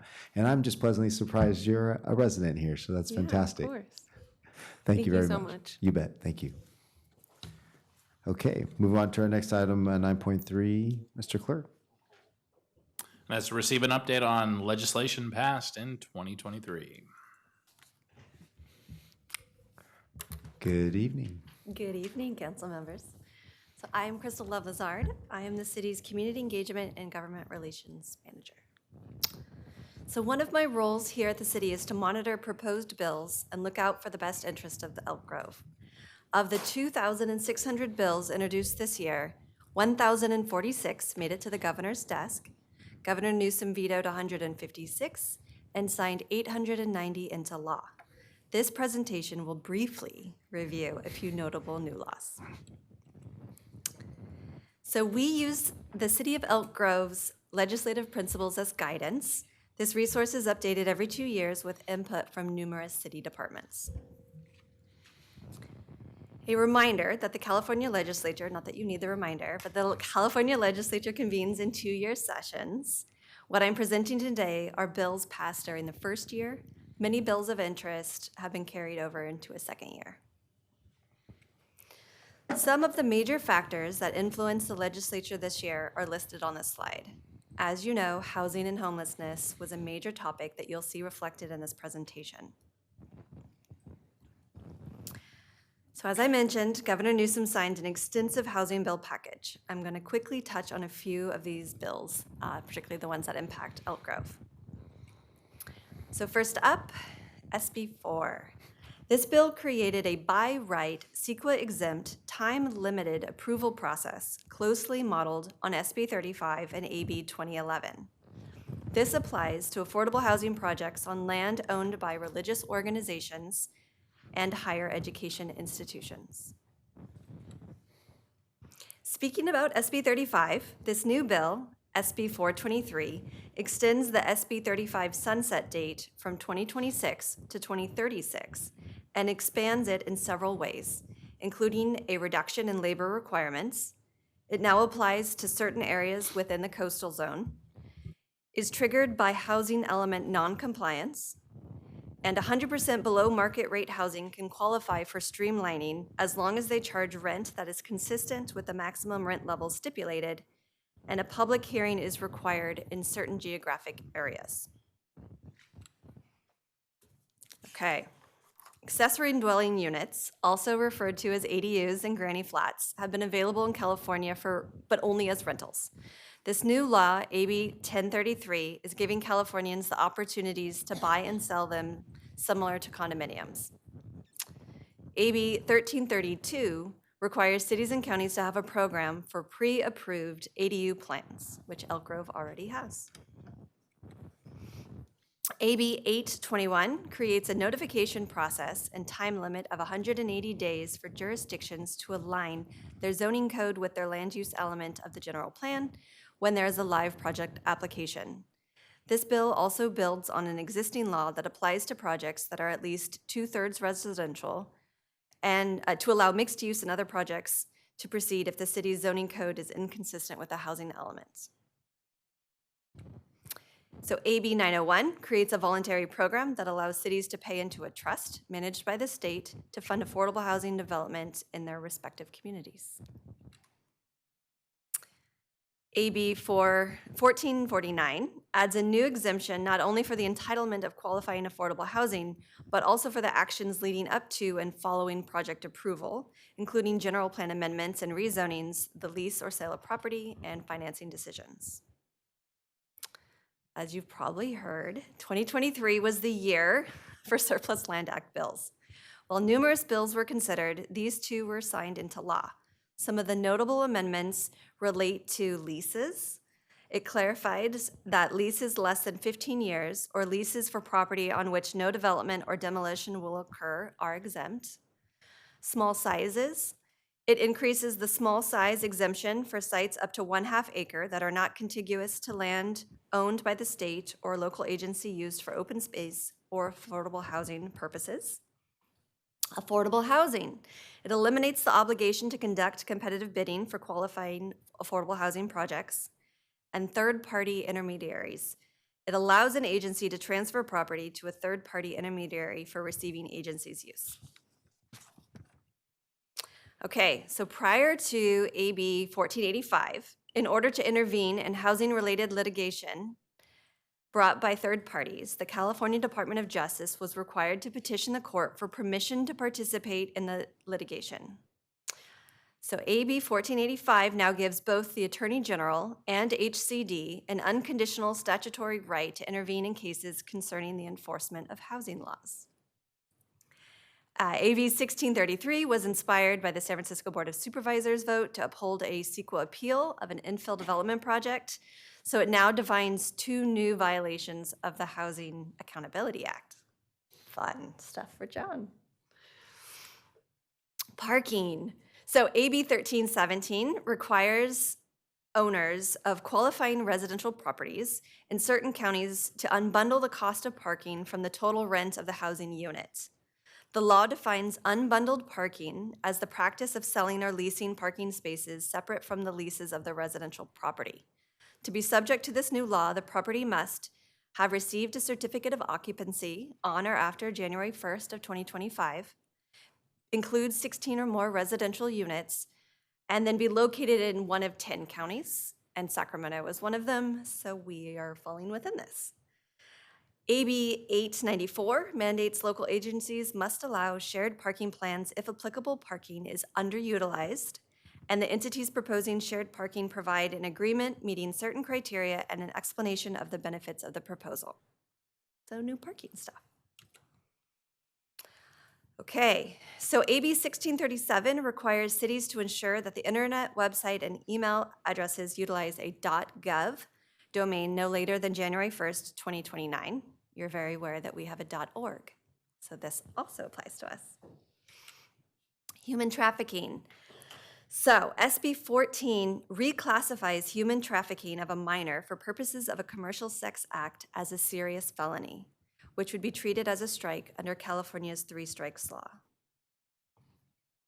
There were a lot of fentanyl-related bills this session, but not a lot of agreement on how to best address the problem. AB 33 was signed into law. It establishes a 27-person fentanyl addiction and overdose prevention task force to study it further. Okay. AB 1403 addresses the growing crisis of an illegal importation and sales of dangerous fireworks through the creation of a state fire marshal statewide illegal fireworks enforcement action fund at the California Treasury. I swear I'm going fast. SB 447 authorizes the Governor's Office of Business and Economic Development to remove the travel ban for state employees and establish the Building and Reinforcing Inclusive, Diverse, Gender-Supporting Equity Project. This is familiar. SB 354 authorizes the City of Elk Grove to appoint 2 members instead of 1 to the Sacramento Regional Transit District's Board of Directors. Okay, significant changes were made to California's mental health system. SB 326 modernizes the Mental Health Services Act. Looking ahead to 2024, California voters will have the opportunity to vote on the Behavioral Health Services Bond Act measure, a $6.38 billion bond measure to fund new mental health treatment and permanent supportive housing units.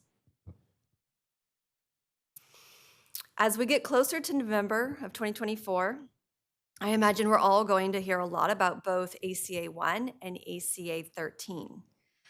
These constitutional amendments approved by the state lawmakers are going directly to voters and do not need a signature from the governor. So coming to a mailbox near you. Okay, the California Business Roundtable has qualified their measure called the Taxpayer Protection and Government Accountability Act. Unless pulled, it will appear as well on the November 2024 ballot. Passage of this act is concerning as it would place our Measure E, our sales tax measure, funds in jeopardy. And last but not least, the city took a stance on a federal bill as well. Yay!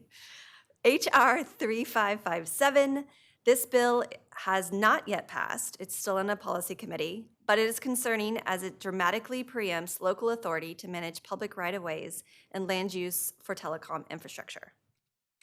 So So I know this was a lot, and I know you are experts, but if you have any questions, I welcome them now. There's no public comment. Excuse me.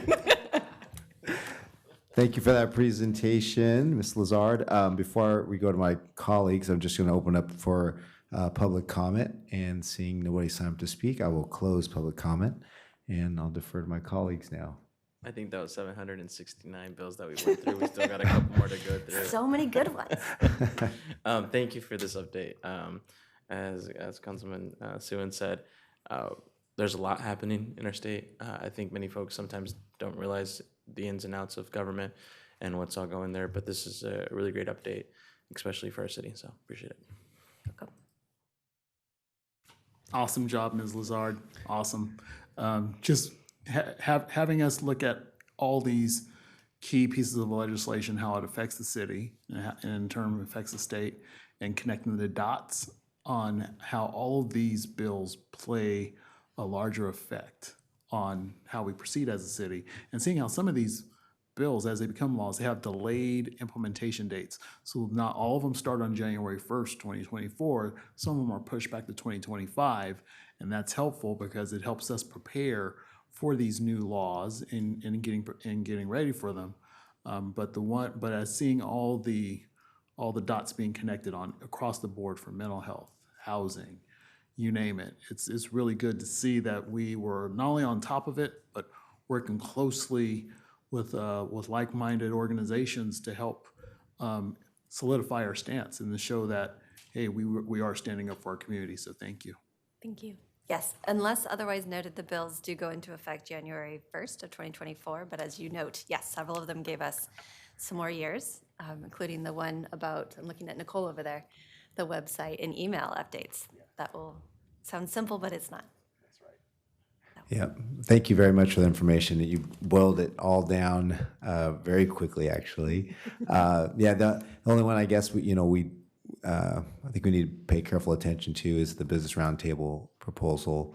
On its surface, it might look good, but I think if people dive deeper, a lot of local governments will suffer, and ultimately the very businesses that have proposed the measure. So I like to see some education, maybe get out in public about that. Thank you very much. Thank you. Okay, that was a received presentation. Brings us to the next item, Mr. Clerk. That'll be section 10, council comments, reports, and future agenda items. Okay, I'll start with Councilmember Robles. I attended the regional SAND, nothing to report, and we'll be meeting next month. Okay, thank you. Councilmember Brewer. Sacramento Metro Cable Television Commission meeting is tomorrow at the county chambers at 3 o'clock, actually 3:15, and I will be in attendance as the alternate member for Vice Mayor Spees. That's all I have for report. All right, thank you. Tomorrow we have a joint agency meeting with SACOG, Air Quality Management District, RT, and SMUD, all getting together. That's a lot of talking heads in one place. But we'll be trying to work out how we move forward to continue to battle climate change within our respective organizations. With that, I will adjourn the meeting. Before we adjourn, Councilman Suen, I just want to say this weekend is Veterans Day, so we will be having our Veterans Day parade. Please come out and support. Thank you to all the veterans. Thank you to the Marines. Tomorrow is your birthday, so I'll give you that. But thank you to everyone who served. I do know that we have several members who serve Vice Mayor, and then several members on the Planning Commission with Commissioner Murphy and Commissioner Ocon who've served. So I hope I'm not forgetting, but we also know that there's several staff who served as well, several Marines and several Coast Guards and Army, and Air Force. I guess we got to include Air Force in there. So I just want to say thank you again, and please come out Saturday to support. Thank you. Thank you so much for that, Councilmember Robles. That's a good reminder. Vice Mayor Spees, Councilmember Brewer, and myself will be marching under a city entry. I know you'll be the what do you call it now? I'm gonna just be the walking. czar. March. I'm gonna march Marshal? too. I'm gonna march with you guys. You are a Grand Marshal, I understand, for your service, sir. Okay. But again, thank you for that reminder. I hope everyone does make it out. It's not there that long, so please come on out. With that, I will go ahead and adjourn the regular meeting at 8:14 p.m. Good night, everybody. Thank you.